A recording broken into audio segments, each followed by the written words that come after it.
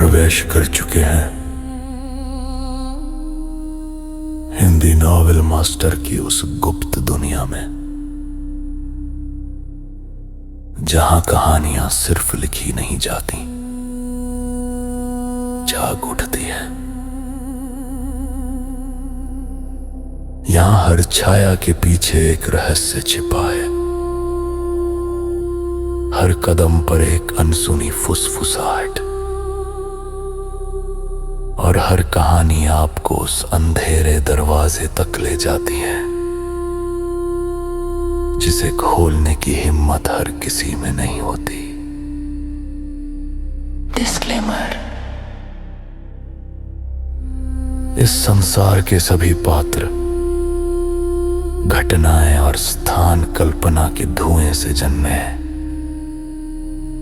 इनका किसी वास्तविक व्यक्ति, संस्था या घटना से कोई संबंध नहीं है। यदि कोई समानता लगे तो याद रखिए, संयोग भी कभी कभी कहानी का हिस्सा बन जाता है।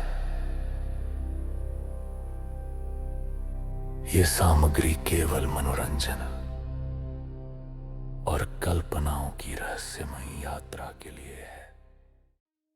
तो दोस्तों, मैंने कमेंट्स पढ़ने के बाद और रीचेकिंग के बाद देखा है कि लास्ट 3 एपिसोड्स में थोड़ी ग्लिच के वजह से गड़बड़ी हो गई है, इसलिए मैं आपके कन्वीनियंस के लिए इसे फिर से अपलोड कर रहा हूँ। तो चलिए बढ़ते एपिसोड की तरफ, इतना ही कहना चाहता था। अध्याय 791 मिस्टर देवांश के साथ सहयोग की बात करनी है। तो ऐसी बात है, देवांश ठाकुर ने कुछ सेकंड सन्न रहने के बाद खुद से सिर हिलाया। कोई हैरानी नहीं कि उन लोहे की तश्तरियों में इतनी अजीब सी ऊर्जा थी, और कोई हैरानी नहीं कि उस शख्स ने इस जानकारी को नीलामी के लिए रखा था। रोशनी में जानकारी को साफ साफ देखने के बाद देवांश के पिछले सारे सवाल एक पल में हल हो गए। मैंने कभी सोचा भी नहीं था कि जिस दुनिया में मैं पहले रहता था वहाँ असल में ऐसी चीजें मौजूद थीं, और यह कितनी हंसी की बात है कि मैं पहले इससे पूरी तरह अनजान था। लेकिन चाहे जो भी हो, इस बार सच में भगवान मेरी मदद कर रहे हैं। इस चीज के हाथ लगने के बाद अब मैं देखता हूँ कि तुम मछुआरे मुझे कैसे दबाते हो। देवांश ने मन ही मन सोचा, जैसे कि आसपास कोई और हो ही नहीं। उसने हॉल में उसके 2 वाक्यों से मचे भारी हड़कंप की पूरी तरह अनदेखी कर दी। हालांकि हॉल में मौजूद लोगों को यह नहीं पता था कि देवांश ने उस रोशनी में क्या देखा था, लेकिन अभी अभी कहे गए उसके 2 वाक्यों से ही उन्हें अंदाजा हो गया था कि इस खजाने के नक्शे की जानकारी निश्चित रूप से इसकी कीमत से कहीं ज्यादा है, वरना वह देवांश जैसा लड़का इतना हैरान चेहरा न बनाता, और तो और उस हैरानी के तुरंत बाद इतना उत्साहित और जोश से भरा न दिखता। मिस्टर देवांश, क्या तुम्हें पूरी जानकारी मिल गई है? तारावर्धन ने थोड़ी चिंता के साथ पूछा। अगर कोई और होता तो वह परवाह नहीं करती, लेकिन देवांश की हरकतों ने उसकी उम्मीदों को इतना पीछे छोड़ दिया था कि वह उसकी बहुत प्रशंसा करने लगी थी, और इसलिए वह उसकी देखभाल करने के लिए थोड़ी ज्यादा कोशिश करने को तैयार थी। देवांश ने यह सुना और अपने उत्साह से बाहर आया। मिस तारा, तुम बहुत दयालु हो। मुझे यह मिल गई है। क्या जानकारी पूरी है? तारा ने फिर पूछा। अगर यह पूरी नहीं है तो मैं इस आइटम के असली मालिक से संपर्क करने में मदद कर सकती हूँ। ये सुनकर हर कोई जान गया कि तारावर्धन सच में उस लड़के देवांश की कितनी चिंता कर रही थी। तुम्हें पता होना चाहिए, एक बार नीलामी का कोई आइटम बिक जाए, चाहे वह असली हो या नकली, अच्छा हो या बुरा, नीलामी घर ने हमेशा उससे पल्ला झाड़ लिया है। लेकिन जब बात देवांश की आई तो सामने वाले ने बिक्री के बाद की सेवा तक की पेशकश कर दी। ऐसा सौदा भला और कहाँ मिल सकता है? ये सुनकर देवांश ने एक पल के लिए सोचा, फिर जवाब दिया, मुझे नहीं पता कि यह पूरी है या नहीं, लेकिन ये जानकारी होना मेरे लिए काफ़ी है। यह अच्छी बात है। तारा ने सिर हिलाया, राहत की एक गहरी सांस ली। आखिरकार इस आइटम के हस्तांतरण के लिए माथे से माथे का संपर्क जरूरी था, लेकिन देवांश ने इसे जबरदस्ती लेने की जिद की थी, इसलिए उसे चिंता थी कि कहीं कोई जानकारी छूट न गई हो। अगर सच में ऐसा होता तो ये देवांश के साथ बहुत नाइंसाफी होती, जिसने 1700.1 करोड़ खर्च किए थे। लेकिन शुक्र है देवांश खुद को ठीक महसूस कर रहा था, तो कोई दिक्कत नहीं थी।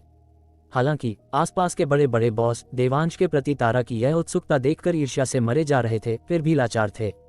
3 देवियां, शनाया, सना और रिया तो और भी ज्यादा गुस्से में थीं, दांत पीस रही थीं। उन्हें लग रहा था कि उन्होंने कुछ खो दिया है, फिर भी यह महसूस कर रही थीं कि उन्होंने सही चुनाव किया है। उनके दिल मिली जुली भावनाओं से भरे थे। मिस्टर देवांश, मैं तुम्हें बाकी नीलाम की गई वस्तुओं को सौंपने की प्रक्रिया के लिए ले चलती हूँ। तारावर्धन ने आमंत्रित करते हुए इशारा किया। देवांश ने सिर हिलाया और तारा के साथ कुछ ही कदम चला था कि किसी ने उसे आवाज़ दी, मिस्टर देवांश, मैं हरीश शाह हूँ, वायु ग्लोबल का चेयरमैन, और यह महागुरु भीष्म हैं, हमारे ग्रुप के विशेष सलाहकार। महागुरु शब्द सुनते ही हॉल में मौजूद हर किसी के मुंह से अनजाने में एक दबी हुई आह निकल गई। हरीश शाह सबकी प्रतिक्रिया से बहुत संतुष्ट था और यही कारण था कि बोलते समय उसने जानबूझकर वहां ठहराव लिया था। कोई काम है? देवांश का चेहरा शांत था, यहाँ तक कि उसमें थोड़ी तिरस्कार की झलक भी थी। देवांश की प्रतिक्रिया हरीश शाह के लिए थोड़ी अप्रत्याशित थी, लेकिन ये सोचकर कि वह योद्धा शकल से नहीं है और उसके पास कोई योद्धा बॉडीगार्ड भी नहीं है, उसने राहत महसूस की। बात ऐसी है, हम मिस्टर देवांश के साथ एक सहयोग पर चर्चा करना चाहते हैं, हरीश शाह ने बड़े आत्मविश्वास के साथ कहा। कोई दिलचस्पी नहीं है, देवांश ने सीधे मना कर दिया। उसकी इस स्पष्टवादिता ने हॉल में मौजूद हर किसी को हल्का सा कंपा दिया। वह एक बड़ी हस्ती है जिसके साथ एक महागुरु है, और तुम्हारा ये रवैया है। क्या तुम्हें सच में उसे नाराज करने और एक महागुरु द्वारा सिर्फ एक आंतर शक्ति के हमले से मारे जाने का डर नहीं है? अफसोस, अज्ञानता सच में एक वरदान है। उस लड़के को शायद पता भी नहीं कि एक महागुरु का मतलब क्या होता है। तुम ये भी नहीं सुनोगे कि मैं तुम्हारे साथ किस बारे में सहयोग करना चाहता हूँ। देवांश के घमंडी रवैये पर हरीश शाह को थोड़ा गुस्सा आया। उस खजाने के नक्शे के अलावा और कुछ नहीं हो सकता। हरीश शाह मुस्कुराया, मिस्टर देवांश सच में एक समझदार आदमी हैं। मैं, हरीश, वास्तव में इस खजाने के नक्शे के लिए ही यहाँ हूँ।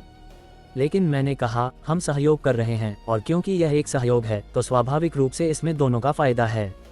मैंने भी कहा कोई दिलचस्पी नहीं है। जैसे ही देवांश बोला वह आगे बढ़ने वाला था, लेकिन महागुरु भीष्म ने उसका रास्ता रोक लिया। उसे अपनी बात पूरी करने दो। अगर मैं न करूं तो? देवांश ने पलटकर जवाब दिया। भीष्म ने सिर हिलाया, उसके लिए कोई अगर नहीं है, क्योंकि फिर मैं कदम उठाऊंगा। देवांश मुस्कुराया और सिर हिलाया। ऐसे व्यक्ति के लिए उसके मन में लड़ने की इच्छा भी नहीं थी, लेकिन क्योंकि वह खुद उसके दरवाजे पर आया था तो देवांश को उसे विदा करने में कोई गुरेज नहीं था। हालांकि इससे पहले कि देवांश कोई कदम उठा पाता, तारावर्धन पहले ही देवांश के सामने आ गई, सीधे भीष्म का सामना करते हुए। महागुरु भीष्म, क्या आप वाकई यहाँ हमारे नीलामी घर के सम्मानित मेहमान पर हाथ उठाना चाहते हैं? तनाव को देखते हुए हरीश शाह ने तुरंत स्थिति को संभालने की कोशिश की। मिस तारा गलत समझ रही हैं, महागुरु भीष्म का वह मतलब नहीं है। हम बस मिस्टर देवांश के साथ सहयोग पर चर्चा करना चाहते हैं। मिस्टर देवांश ने पहले ही बहुत साफ कर दिया है कि उन्हें कोई दिलचस्पी नहीं है, इसलिए कृपया रास्ते से हट जाएं। तारावर्धन ने बहुत सख्त रवैये के साथ कहा। हालांकि उसके पास कोई लड़ने की शक्ति नहीं थी, लेकिन उसके पास नीलामी घर का सहारा था, इसलिए भले ही सामने वाला महागुरु था, वह डरी नहीं। हरीश शाह वास्तव में तारावर्धन का सीधे सामना करने की हिम्मत नहीं कर सकता था, इसलिए वह देवांश की ओर मुड़ा। मिस्टर देवांश, तुम्हें ठीक से सोचना चाहिए। नीलामी घर हमेशा तुम्हारी रक्षा नहीं कर सकता, लेकिन महागुरु भीष्म कर सकते हैं। जब तक तुम खजाने के ठिकाने का पता बताने को तैयार हो, मैं, हरीश शाह, तुम्हें गारंटी दे सकता हूं कि भले ही बाद में अग्निहोत्री परिवार का मुखिया आ जाए, मैं ये सुनिश्चित कर सकता हूं कि तुम्हें कोई खरोंच तक ना आए। क्या कहते हो? जैसे ही ये शब्द बोले गए, हॉल में किसी ने तुरंत चिल्लाते हुए कहा, अरे बाप रे, क्या यह ऐसा नहीं है जैसे किसी महागुरु का सहारा मिल जाना? अरे यार, इसका मतलब तो ये हुआ कि अब तुम बिजनेस की दुनिया में सीना तान के चल सकते हो। महागुरु के संरक्षण वाली कंपनी से पंगा लेने की हिम्मत कौन करेगा? कौन कहता है कि ऐसा नहीं है? दूर के उदाहरणों की बात छोड़ो, बस हाल ही में उभरते हुए कपूर परिवार को देख लो। क्या वे योगी निर्वाण के भरोसे सफलता की ऊंचाइयों पर नहीं पहुंचे? हालांकि महागुरु भीष्म अभी भी योगी निर्वाण से थोड़े कमतर हैं, लेकिन एक महागुरु को कम मत समझो। अगर मैं होता तो मैं मान जाता। आखिरकार खजाने की खोज वैसे भी खतरनाक है, तो क्यों न एक महागुरु तुम्हारी रक्षा करे। सबसे बड़ी बात यह है कि अगर तुम इस वजह से किसी महागुरु को नाराज कर देते हो तो क्या तुम खजाने की खोज के लिए जिंदा भी बचोगे? यहाँ तक कि युवराज राणा को भी लगा कि यह संभव है, इसलिए वह देवांश पर चिल्लाया, भाई देवांश, ये सहयोग मुमकिन है। महागुरु भीष्म के यहाँ होते हुए अग्निहोत्री परिवार हमारा कुछ नहीं बिगाड़ पाएगा। मालिनी मेहरा ने भी सलाह दी, देवांश, ये हमारा आखिरी मौका है। जिद मत करो, भले ही अपने लिए न सही, तुम्हें युवराज के परिवार के बारे में सोचना चाहिए। 3 देवियां, शनाया, सना और रिया, सभी की जान हलक में अटकी थी। बस मन ही मन प्रार्थना कर रही थी, हाँ मत करना, हाँ मत करना, प्लीज हाँ मत करना, मैं फिर से पछताना नहीं चाहती। हालांकि चाहे बाहरी दुनिया में कितनी भी उथल पुथल क्यों न हो, कोई भी देवांश के विचारों को प्रभावित नहीं कर सकता था। तो सबने देखा कि देवांश ने बहुत ही लापरवाही से जवाब दिया, अगर मैं न कहूं तो। ये सुनते ही युवराज राणा और मालिनी मेहरा के चेहरे का रंग उड़ गया। और वो तीनों, शनाया, सना और रिया, सब ने राहत की सांस ली, बहुत खुश महसूस करते हुए। बिल्कुल उस समय देवांश को न चुनना सबसे सही फैसला था। तुम, आत्मविश्वास से भरे हरीश शाह का चेहरा अचानक बुरी तरह बदल गया। बहुत अच्छे, बहुत अच्छे, बहुत अच्छे। ए ठाकुर, तुझमें जिगर है। मैं यहीं इंतजार करूंगा और देखूंगा कि तुम बाद में अग्निहोत्री परिवार के हाथों कैसे मारे जाते हो। अध्याय 792। ए ठाकुर के पिल्ले बाहर निकलकर अपने बाप से क्यों नहीं मिलता? मिस्टर शाह, क्या आपका मतलब है कि हमारे नीलामी घर में कोई दम नहीं है? तारावर्धन ने ठंडे चेहरे और बर्फीली आवाज के साथ पूछा। मिस तारा, मेरा, हरीश का आपके नीलामी घर को नीचा दिखाने का कोई इरादा नहीं है। बस बात यह है कि आपका नीलामी घर उसे इस एक बार तो बचा सकता है, लेकिन क्या वह उसे पूरी जिंदगी बचा पाएगा? हरीश शाह ने ताना मारा, उसके चेहरे पर जीत का भाव था। हाँ, शायद मिस्टर शाह बचा सकते हैं। तारा ने ठंडी हंसी के साथ पलटवार किया। हरीश शाह तुरंत जोर से हंसा। क्यों नहीं? उस वक्त महागुरु भीष्म के बस एक शब्द से, क्या तुम्हें लगता है कि उसका अग्निहोत्री परिवार इस लड़के को छूने की हिम्मत भी करेगा? या अभी भी ऐसे लोग हैं जो एक महागुरु की भयानक ताकत को नहीं समझते? जैसे ही ये शब्द बोले गए, हॉल की हवा थम गई, जैसे किसी वर्जित विषय पर चर्चा की गई हो जिससे वे सांस लेने से भी डर रहे थे। और यह खौफ था महागुरु का। हालांकि महागुरु जलभेदी ने कुछ समय पहले शिवसागर झील पर ईश्वर स्तर में होने का दावा किया था, लेकिन नतीजा क्या हुआ?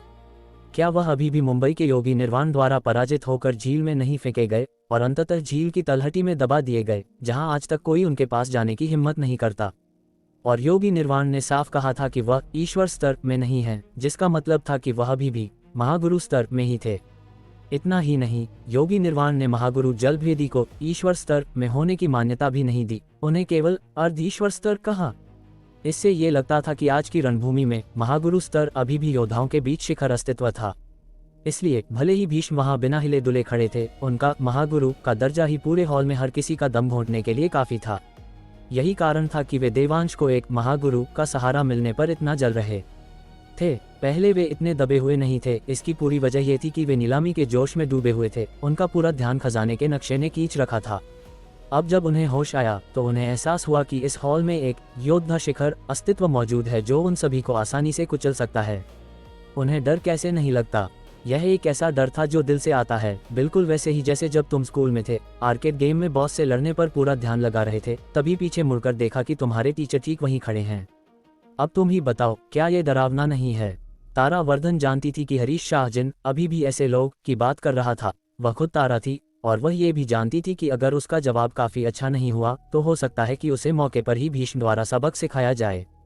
थोड़ी देर सोचने के बाद तारा ने देवांश के पिछले बयान का थोड़ा बदला हुआ रूप इस्तेमाल किया और जवाब दिया, इस दुनिया में बहुत से महागुरु हैं। हालांकि ये शब्द साधारण थे, लेकिन इनमें गहरा मतलब छिपा था। क्या तुम मेरे नीलामी घर को इसलिए दबा रहे हो क्योंकि यहाँ कोई नहीं है? तुम्हें यह नहीं भूलना चाहिए, इस दुनिया में भीष्म ही एकमात्र महागुरु नहीं है। अगर तुम अग्निहोत्री परिवार को पीछे हटा सकते हो तो मेरा नीलामी घर क्यों नहीं? ये देखने में लापरवाह टिप्पणी आक्रामक थी और इसमें एक छिपा हुआ अर्थ था। कहना पड़ेगा कि तारावर्धन की यूरोप में सफलता कोई तुक्का नहीं थी। बहुत अच्छे, तो चलो इंतजार करते हैं और देखते हैं। हरीश शाह ने ठंडेपन से हूं किया, अपनी आस्तीनें झटकी और अपनी सीट पर लौट आया। भीष्म उसके पीछे नहीं गया, बल्कि अपनी जगह पर खड़ा रहा। देवांश को तिरस्कार भरी नजरों से देखा और फिर लगभग एहसान जताने वाले स्वर में बोला, अग्निहोत्री परिवार आग पर काबू पाने में माहिर है। अगर तुम उनके हाथों में पड़ गए तो वे तुम्हें आग से धीरे धीरे तिल तिल करके जलाएंगे, तुम्हें एहसास दिलाएंगे कि मौत की भीख मांगना क्या होता है, जब तक कि तुम सही खजाने का नक्शा नहीं सौंप देते। इसलिए बेहतर होगा कि तुम ठीक से सोच लो। तुम्हारी कम उम्र को देखते हुए ये बूढ़ा तुम्हें एक मौका देगा। उस वक्त चाहे अग्निहोत्री परिवार तुम्हारे खिलाफ कदम उठाए या न उठाए, जब तक तुम सबके सामने इस बूढ़े के आगे 3 बार नाक रगड़ोगे, ये बूढ़ा तुम्हारी जान बचा लेगा।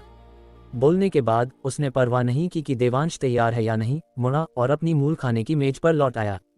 उसकी राय में एक महागुरु का वादा 1000 सोने के सिक्कों के बराबर था, जिसे अनगिनत लोग बेताबी से चाहते थे लेकिन पा नहीं सकते थे। उसने अभी अभी उसे एक दिया था तो तार्किक रूप से उसे बहुत आभारी होना चाहिए था, लेकिन वह इतना बेपरवाह क्यों था? क्या यह अज्ञानता थी या तिरस्कार?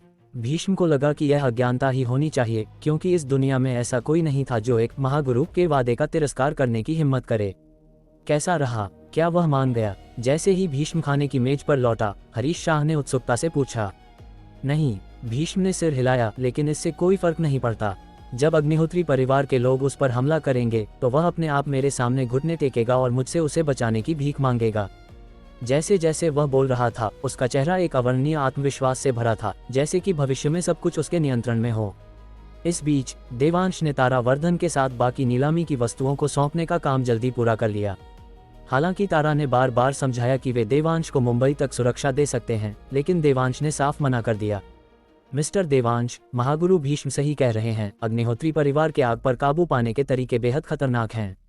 बिना किसी महागुरु की सुरक्षा के मुझे डर है कि तुम जिंदा मुंबई नहीं पहुंच पाओगे। इसलिए मेरा सुझाव है कि मिस्टर देवांश अभी भी।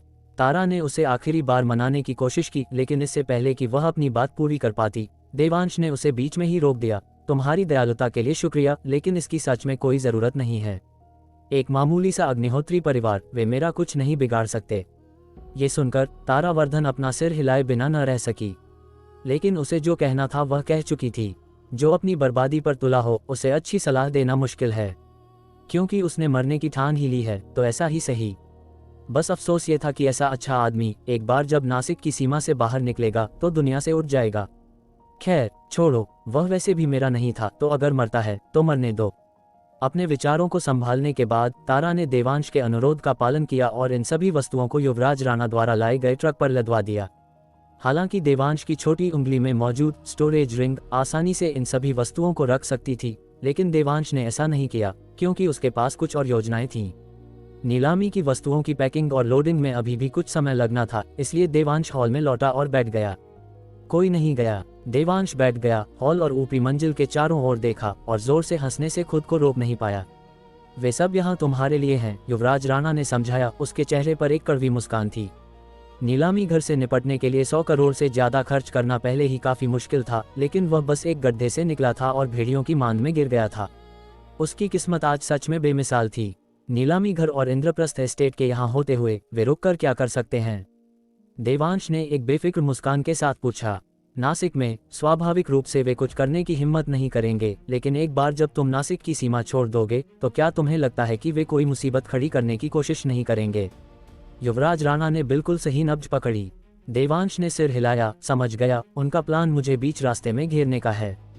जब तुम समझ गए हो तो तुमने महागुरु भीष्म की मदद क्यों ठुकरा दी?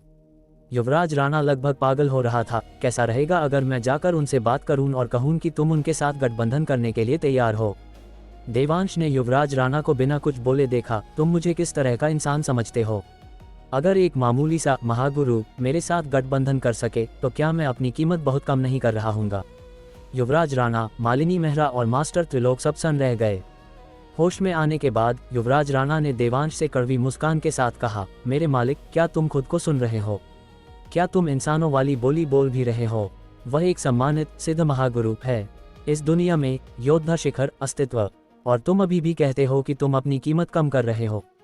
भाई देवांश, तुम्हारी चमड़ी की मोटाई ने एक बार फिर मेरी दुनिया को देखने का नजरिया बदल दिया है। सब ठीक है, सब ठीक है, मैं विनम्र रहूंगा और कड़ी मेहनत करना जारी रखूंगा, देवांश ने मजाक में कहा। युवराज राणा पूरी तरह से अवाक था। भाई देवांश, तुम आखिर करना क्या चाहते हो? भले ही तुम महागुरु भीष्म के साथ गठबंधन न करो, कम से कम नीलामी घर को तो तुम्हें वापस मुंबई तक छोड़ने दो, है ना? जिस तरह तुम अभी हो, क्या ये कुत्ते के मुंह में हड्डी डालने जैसा नहीं है? मास्टर त्रिलोक, जो अब तक चुप थे, उन्होंने भी इस बिंदु पर सिर हिलाया। मैंने जो अभी सुना है उसके मुताबिक कई परिवार पहले ही इस बारे में चर्चा कर रहे हैं कि तुम्हें पकड़ने के बाद पूछताछ करने का सबसे असरदार तरीका क्या होगा। देवांश ये सुनकर मुस्कुराया। भले ही मैं उन्हें इस खजाने के नक्शे की जानकारी बता दूं, वे इसे नहीं ढूंढ पाएंगे। और तो और, क्या तुम्हें विश्वास है कि आज रात के बाद यहाँ मौजूद हर एक व्यक्ति मेरे खजाने के नक्शे पर नजर डालने की हिम्मत नहीं करेगा? घंटा विश्वास करूं, अगर उन्होंने तुम्हारे 1000 टुकड़े नहीं किए तो तुम जीत गए, मास्टर त्रिलोक ने खींचते हुए कहा। युवराज राणा ने हालांकि सिर हिलाया। मुझे विश्वास है, क्योंकि आज रात तुम्हें अग्निहोत्री परिवार ले जाएगा और तब तक स्वाभाविक रूप से वे अब तुम्हें नहीं ललचाएंगे। अगर तुम इसे इस तरह रखते हो तो मुझे भी विश्वास है। मास्टर त्रिलोक ने तुरंत अपना सुर बदल दिया, इतना कि मालिनी मेहरा ने भी सहमति में सिर हिलाया। उद्धरण चिन्ह विस्मयादिबोधक चिन्ह विस्मयादिबोधक चिन्ह उद्धरण चिन्ह। ये देखकर देवांश अवाक होकर देखने लगा। यह उससे कैसे अलग था जो उसने उम्मीद की थी। तभी हॉल के दरवाजे के बाहर से अचानक एक कान फोड़ देने वाली आवाज आई, ए ठाकुर के पिल्ले, तू बाहर निकलकर अपने बाप से मिलने क्यों नहीं आ रहा? अध्याय 793। मुझे लगता है तुम सही कह रहे हो, इसलिए मैंने दरवाजा नहीं खोलने का फैसला किया है। वो आ गए, मेरे पति वापस आ गए। शनाया खुराना सबसे पहले खड़ी हुई, उत्साह से चिल्लाई, फिर बाकी सब कुछ नजरअंदाज करते हुए वह हॉल के बाहर की ओर दौड़ी। उसका लंबा गाउन पीछे घिसट रहा था और उसका चेहरा खून से सना हुआ था। जब सबने ये नज़ारा देखा तो उनकी आंखों में घिन भर गई। वो इतनी बुरी तरह पिटी गई है, फिर भी एक पालतू कुतिया की तरह बर्ताव कर रही है। वरुण अग्निहोत्री की चाटुकारिता करने के लिए बेताब है। ये हम महिला योद्धाओं के लिए बेहद शर्मनाक है। क्या तुमने कहा वह अग्निहोत्री परिवार के छोटे नवाब वरुण अग्निहोत्री की चाटुकारिता कर रही है? ओह, तब तो ठीक है। शनाया के जोर से चिल्लाने के बाद पूरा हॉल चर्चाओं से गूंजने लगा। वे जानते थे कि अग्निहोत्री परिवार अपने लोगों को भेजेगा, लेकिन उन्हें उम्मीद नहीं थी कि वे इतनी जल्दी आ जाएंगे। लगता है वे भी इस खजाने के नक्शे को बहुत अहमियत देते हैं और उनमें ये हमारा ही होना चाहिए वाला तेवर है। खड़े हो जाओ और बाहर जाओ। वरुण अग्निहोत्री द्वारा छोड़े गए दो अर्धसिद्ध महागुरु बुजुर्ग देवांश के दोनों ओर खड़े हो गए, उसे सख्त आवाज में हुक्म देने लगे। देवांश ने यह सुना, अपनी कुर्सी पर पीछे की ओर झुक गया और यहाँ तक कि उसने अपने पैर एक के ऊपर एक चढ़ा लिए।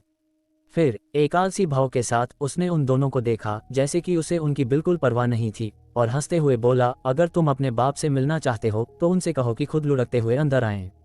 नौजवान, हमारे परिवार के मुखिया बाहर हैं। बेहतर होगा कि तुम समझदारी दिखाओ, वरना तुम मौत की भीख मांगोगे और वो तकलीफ सिर्फ तुम्हारी होगी।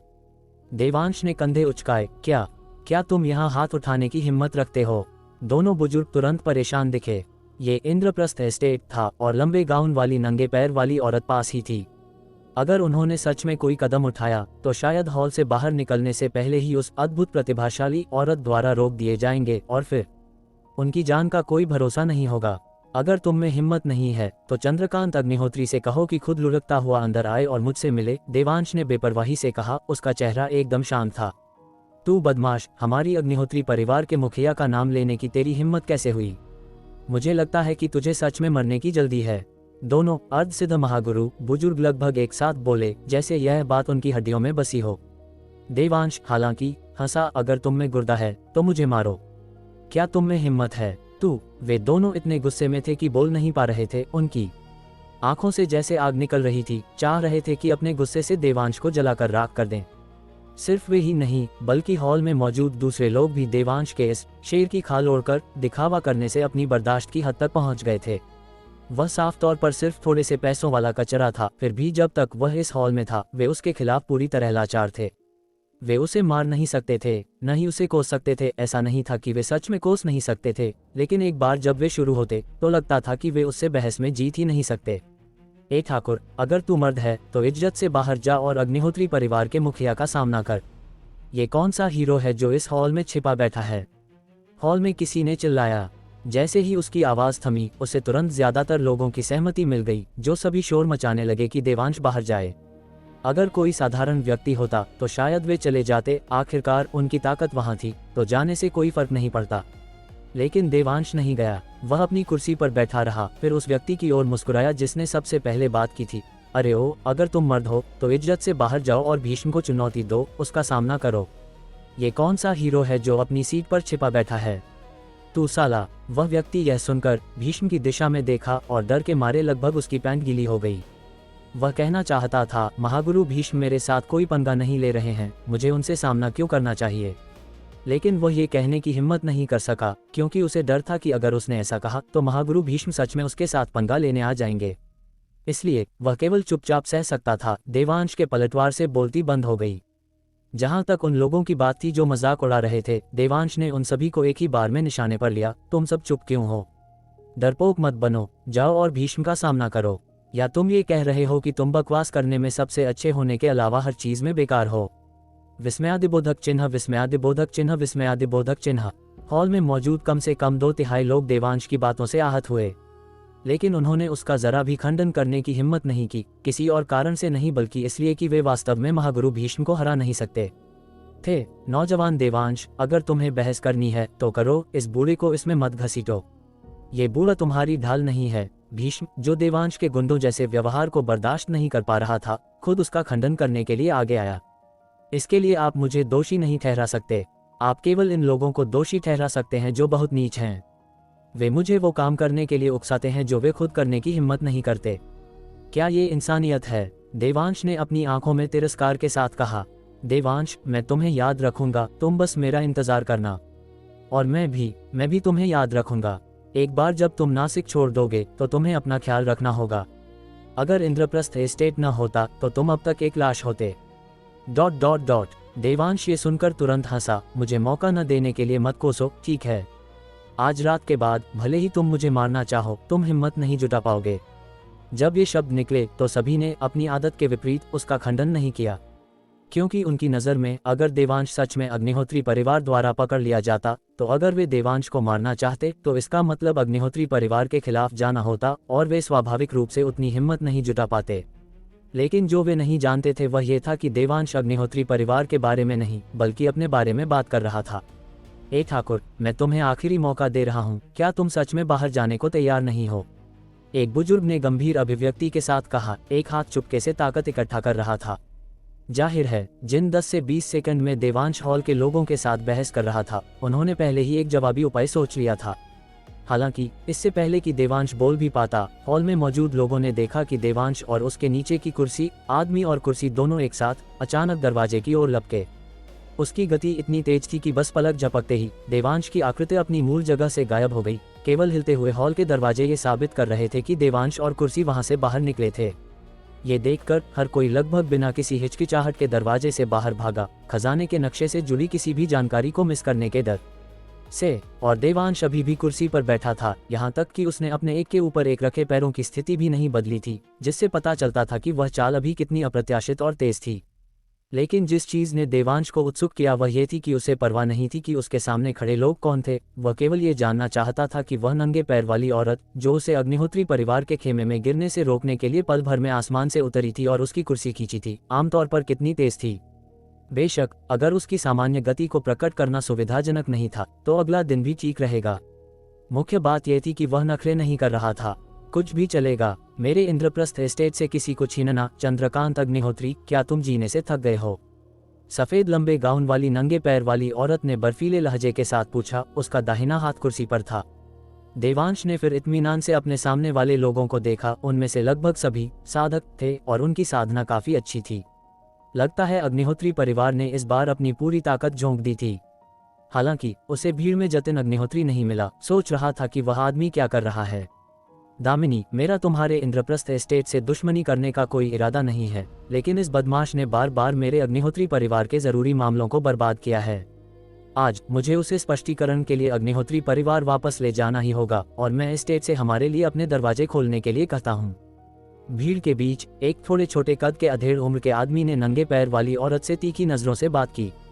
युवराज राणा, जो हॉल से बाहर भागा था, तुरंत चिल्लाया, तुम कहते हो दरवाजा खोलो और यह खुल जाएगा? तुम खुद को समझते क्या हो? क्या तुम्हें लगता है कि यह इंद्रप्रस्थ एस्टेट तुम्हारे अग्निहोत्री परिवार का है, जो तुम्हारी मर्जी से खुलेगा और बंद होगा? वह साफ तौर पर जानबूझकर उकसा रहा था, जिसका मकसद फूट डालना और अग्निहोत्री परिवार का सीधे सामना करने के लिए इंद्रप्रस्थ एस्टेट के प्रभाव का इस्तेमाल करना था। वरना सिर्फ वह और देवांश और ज्यादा से ज्यादा मास्टर त्रिलोक, भले ही वे मरते दम तक लड़ते, वे सामने वाले के दांत कुरेदने के लिए भी काफी नहीं होते। यह मेरे अग्निहोत्री परिवार और इंद्रप्रस्थ एस्टेट के बीच का मामला है, ये तुम्हारी जगह नहीं है। युवराज राणा, तुम चिल्लर गुंडे, यहाँ अपने दांत और पंजे दिखाओ। जाओ कहीं ठंडी जगह पर बैठो। चंद्रकांत अग्निहोत्री ने सख्ती से डांटा। बोलने के बाद युवराज राणा के जवाब का इंतजार किए बिना उसने दामिनी से कहना जारी रखा, मिस दामिनी, हमें एक साधारण बिजनेसमैन की वजह से अपने अच्छे रिश्तों को खराब करने की कोई जरूरत नहीं है। क्या आपको नहीं लगता? मुझे लगता है तुम सही कह रहे हो। दामिनी ने सिर हिलाया, फिर ठंडी आंखों से दूसरी पार्टी को देखा और अपनी साफ ठंडी आवाज में जारी रखा, इसलिए मैंने फैसला किया है कि मैं दरवाजा नहीं खोलूंगी। अध्याय 794। मैं खुद उसका सिर धड़ से अलग कर दूंगा। जब नंगे पैर वाली औरत दामिनी ने सहमति में सिर हिलाया तो चंद्रकांत अग्निहोत्री और युवराज राणा के भाव एक दूसरे के बिल्कुल उलट थे। एक मन ही मन खुश था, दूसरा खुलेआम दुखी। लेकिन दामिनी के अपना फैसला सुनाने के बाद उनके चेहरे के भाव पूरी तरह बदल गए। दामिनी, क्या तुम वाकई इस मामूली बाहरी आदमी के लिए हमारे अग्निहोत्री परिवार के खिलाफ जाना चाहती हो? चंद्रकांत अग्निहोत्री का चेहरा सख्त था, उसकी आवाज ठंडी थी। दामिनी फीकी मुस्कान के साथ अपनी कुर्सी के पीछे से नंगे पैर चलते हुए देवांश के पास आए। उसके पहले से मुस्कुराते चेहरे पर अचानक गुस्से का भाव आ गया। चलो ये भी छोड़ो कि मिस्टर देवांश दूर से आए मेहमान हैं, भले ही वह कोई राह चलते अजनबी होते, जब तक वह मेरे इंद्रप्रस्थ एस्टेट की सीमा के भीतर हैं, किसी और को शर्तें थोपने की इजाजत नहीं है। और जहां तक तुम्हारे अग्निहोत्री परिवार के खिलाफ जाने की बात है। यहाँ आकर दामिनी रुकी, फिर चंद्रकांत अग्निहोत्री को तिरस्कार से देखते हुए बोली, हूँ क्या है तुम्हारा अग्निहोत्री परिवार? क्या तुम मेरे इंद्रप्रस्थ एस्टेट के विरोधी होने की औकात भी रखते हो? तुम? ये सुनकर चंद्रकांत अग्निहोत्री गुस्से से आधा मर गया। दामिनी की ओर उंगली तो उठाई पर उसे समझ नहीं आया कि क्या जवाब दे, क्योंकि वह अभी पूरी तरह से रिश्ते नहीं बिगाड़ना चाहता था, वरना अगर सच में लड़ाई शुरू हो गई तो चाहे जीत हो या हार, उसके पक्ष को नुकसान उठाना ही पड़ेगा, जिसका फायदा फिर युवराज राणा जैसे लोग उठाएंगे। उनकी शुरुआती तकरार को हॉल से बाहर भागे सभी लोगों ने साफ देखा। जब उन्होंने दामिनी की बातें सुनी तो वे हिल गए। भले ही उन्होंने पहले इंद्रप्रस्थ एस्टेट को गहराई से नहीं समझा था, लेकिन इस घटना के जरिए अब उन्होंने इंद्रप्रस्थ एस्टेट के दबंग और रहस्यमयी आभा को साफ महसूस किया। दामिनी दीदी कमाल हैं, मैं आपके साथ हूँ। युवराज राणा भीड़ में खड़ा होकर हाथ हिलाते हुए चिल्ला रहा था, साफ तौर पर तमशे का मजा ले रहा था और काफी शरारती लग रहा था। वह गंभीर और लो प्रोफाइल रहना चाहता था, लेकिन जब दामिनी दीदी वहां खड़ी थी तो अगर वह लो प्रोफाइल रहना भी चाहता तो उसकी फितरत उसे ऐसा करने नहीं देती। और वह अब सच में खुश था। पूरी रात हताश रहने और जीतने का कोई मौका न दिखने के बाद आखिरकार उसे एक सहारा मिल गया था। अगर वह अब दिखावा नहीं करता तो यह उसके साथ बहुत नाइंसाफी होती। सिर्फ वही नहीं, दूसरे भी ऐसा ही महसूस कर रहे थे। वे भी इस पल उत्साह से भरे हुए थे, चाह रहे थे कि घमंडी और अनुचित अग्निहोत्री परिवार का जमकर मुकाबला करें, जिनके शिष्यों ने पहले पैसे उधार लेने की कोशिश करते समय उन सभी को नाराज किया था। लेकिन अपनी नाराजगी के बावजूद उन्होंने उस पर अमल नहीं किया, केवल फुसफुसाते हुए चंद्रकांत अग्निहोत्री की ओर इशारा किया। वजह साफ थी उनकी नज़र में, क्योंकि अग्निहोत्री परिवार खुलेआम किसी की मान करने की हिम्मत कर रहा था तो वे जरूर पूरी तैयारी और भरोसे के साथ आए होंगे। बिना पक्के भरोसे के जल्दबाजी में दांव लगाना साफ तौर पर एक बेवकूफ़ी भरा काम था। युवराज राणा पहले ही स्थिति में फंसा हुआ था, इसलिए वह जो भी कहता ठीक था, लेकिन ये बाहरी लोग अलग थे। क्या तुमने नहीं देखा कि युवराज राणा की देवी भी बस चुपचाप खड़ी थी, बिना एक शब्द कहे सब देख रही थी? चंद्रकांत अग्निहोत्री, अगर तुम्हारी उंगली के पास इशारा करने के लिए कोई जगह नहीं है तो उसे काट क्यों नहीं देते? दामिनी ने अपनी आंखों में मजाक की चमक के साथ चंद्रकांत अग्निहोत्री को देखा। उसके शब्द दिल दहला देने वाले थे। ये सुनकर चंद्रकांत अग्निहोत्री ने हूँ किया, एक तेज झटके के साथ अपना दाहिना हाथ वापस खींचा, फिर अपने बगल में खड़े वरुण अग्निहोत्री की ओर देखा। ये देखकर वरुण अग्निहोत्री तुरंत परिवार के मुखिया का इरादा समझ गया और दामिनी पर चिल्लाया, ए छोटी लड़की, इतनी बड़ी बात का फैसला करना तेरे बस का नहीं है। अपने मालिक को बाहर बुलाओ। दामिनी ने अपने लंबे गाउन से फूलों की पंखुड़ियों को झाड़ा, फिर अंत में अपने सामने वरुण अग्निहोत्री की ओर देखा, ताना मारते हुए, तुम हमारे मालिक से मिलना चाहते हो? हाँ, क्या तुम्हारी औकात भी है? गुस्ताख! आदरणीय अग्निहोत्री परिवार के मुखिया के सामने तुम जैसी मामूली नौकरानी को बोलने का क्या हक है? रास्ते से हट जाओ। चंद्रकांत अग्निहोत्री के सहारे के साथ वरुण अग्निहोत्री का रवैया स्वाभाविक रूप से और अधिक घमंडी हो गया। ये सुनकर दामिनी अपना सिर हिलाने और फीकी मुस्कान देने से खुद को नहीं रोक सकी। बदतमीज, तुम किस बात पर हंस रही हो? वरुण अग्निहोत्री ने गुस्से में पूछा। मैं इस बात पर हंस रही हूँ कि तुम्हें कुत्ते की तरह इस्तेमाल किया जा रहा है, फिर भी तुम्हें इसका एहसास नहीं है। तुम अभी भी एक जोकर की तरह अकड़कर चल रहे हो, यहाँ उधार की ताकत दिखा रहे हो। क्या ये हंसने वाली बात नहीं है? दामिनी ने एक ठंडी साफ हंसी के साथ पूछा। ए बदमाश, सिर पर मुसीबत मंडरा रही है, फिर भी तुम यहाँ फूट डालने की हिम्मत कर रही हो। फूट डालना? क्या तुम्हारी इतनी हैसियत भी है? दामिनी ने ताना मारा। तुम ये क्यों नहीं सोचते, वह खुद मेरा सामना करने की हिम्मत क्यों नहीं करता, तुम पर ही आगे रहने का दबाव क्यों डाल रहा है? क्या इसलिए नहीं कि वह सोच रहा है कि अगर बाद में दोनों परिवारों में हिसाब किताब हुआ तो वह लोगों का गुस्सा शांत करने के लिए तुम्हें बलि का बकरा बना सके? ... वरुण अग्निहोत्री तुरंत पत्थर हो गया। उसने मुश्किल से अपना सिर घुमाया, चंद्रकांत अग्निहोत्री के सख्त चेहरे को देखा और एक पल के लिए उसे यह कुछ अविश्वसनीय लगा। तुम उसकी बातों पर विश्वास करते हो? क्या तुम्हें अभी भी राणा परिवार की आधी संपत्ति चाहिए? चंद्रकांत अग्निहोत्री ने धीमी आवाज में डांटा, जिससे वरुण अग्निहोत्री में तुरंत जोश आ गया। वह तुरंत दामिनी पर चिल्लाया, यहाँ बखेड़ा खड़ा करना बंद करो। क्योंकि तुम उस आदमी को बचाने पर तुली हो तो हमारे अग्निहोत्री परिवार को दोष मत देना जब हम लड़ाई शुरू होने पर उस पर टूट पड़ेंगे। तुम्हारे पास जो भी तरीके हैं बस उनका इस्तेमाल करो, दामिनी ने ठंडेपन से कहा। उसके चेहरे पर कोई डर नहीं था। ये देखकर कि मालिक को बुलाया नहीं जा सकता और दामिनी जिद पर अड़ी है, वरुण अग्निहोत्री के पास अपनी रणनीति बदलने के अलावा कोई चारा नहीं था। वह देवांश पर चिल्लाया, ए ठाकुर, अगर तू अब भी मर्द है तो बाहर आ और इसे खुद सुलझा। एक औरत के पीछे छिपना कौन सी मर्दानगी है? वह अकेली तुम में से कितनों को रोक रही है? उसके पीछे छिपना शर्मनाक तो नहीं लगता है ना? देवांश, जो अभी भी अपनी कुर्सी पर बैठा था, पीछे झुका और हंसते हुए बोला। तू? वरुण अग्निहोत्री गुस्से से तुरंत अवाक हो गया। उसे समझ नहीं आया कि देवांश को क्या जवाब दे। और दामिनी देवांश की बातें सुनकर उसे देखे बिना न रह सकी। उसकी आंखों में अनजाने में तिरस्कार की एक झलक कौंध गई। अगर वह कर सकती तो वह इस बिना रीढ़ के डरपोक आदमी की रक्षा करने के बजाय, जिसमें कोई मर्दानगी नहीं थी, जागीर की छत पर खड़े होकर नज़ारे का आनंद लेना पसंद करती। बेशक, क्योंकि नीलामी घर का उनके मालिक के साथ समझौता था, वह स्वाभाविक रूप से मालिक के निर्देशों का पालन करती और सम्मेलन में भाग लेने वाले सभी लोगों की रक्षा करने की पूरी कोशिश करती। भले ही ये लड़का देवांश उसे नापसंद था, वह जानबूझकर नरमी नहीं बरतती और अग्निहोत्री परिवार के लोगों को उसे अगवा नहीं करने देती। हालांकि रक्षा करने के अपने कर्तव्य के बावजूद वह अभी भी कुछ हद तक नाखुश थी और उसमें थोड़ी नाराजगी थी। आखिरकार उसके दिमाग में केवल वही आदमी उसकी दिव्य दृष्टि में प्रवेश कर सकता था जो अकेले दम पर शिवसागर झील पर महागुरु जलभेदी को दबा सके। कमीने, अगर तुझ में गुर्दा है तो पूरी जिंदगी उसके पीछे छिपा रहे। मैं देखना चाहूंगा कि क्या तू छिपता रह सकता है और क्या तेरी बीवी, बच्चे और बुजुर्ग इंतजार कर सकते हैं। वरुण अग्निहोत्री ने दहाड़ा। जैसे ही उसने ये कहा, वहां मौजूद हर किसी के चेहरे पर घृणा के भाव आ गए। रणभूमि के नियम कहते हैं कि मुसीबत परिवार के सदस्यों तक नहीं पहुंचनी चाहिए। ये लगभग एक आम सहमति थी, फिर भी उसने इसे बिल्कुल नहीं छिपाया।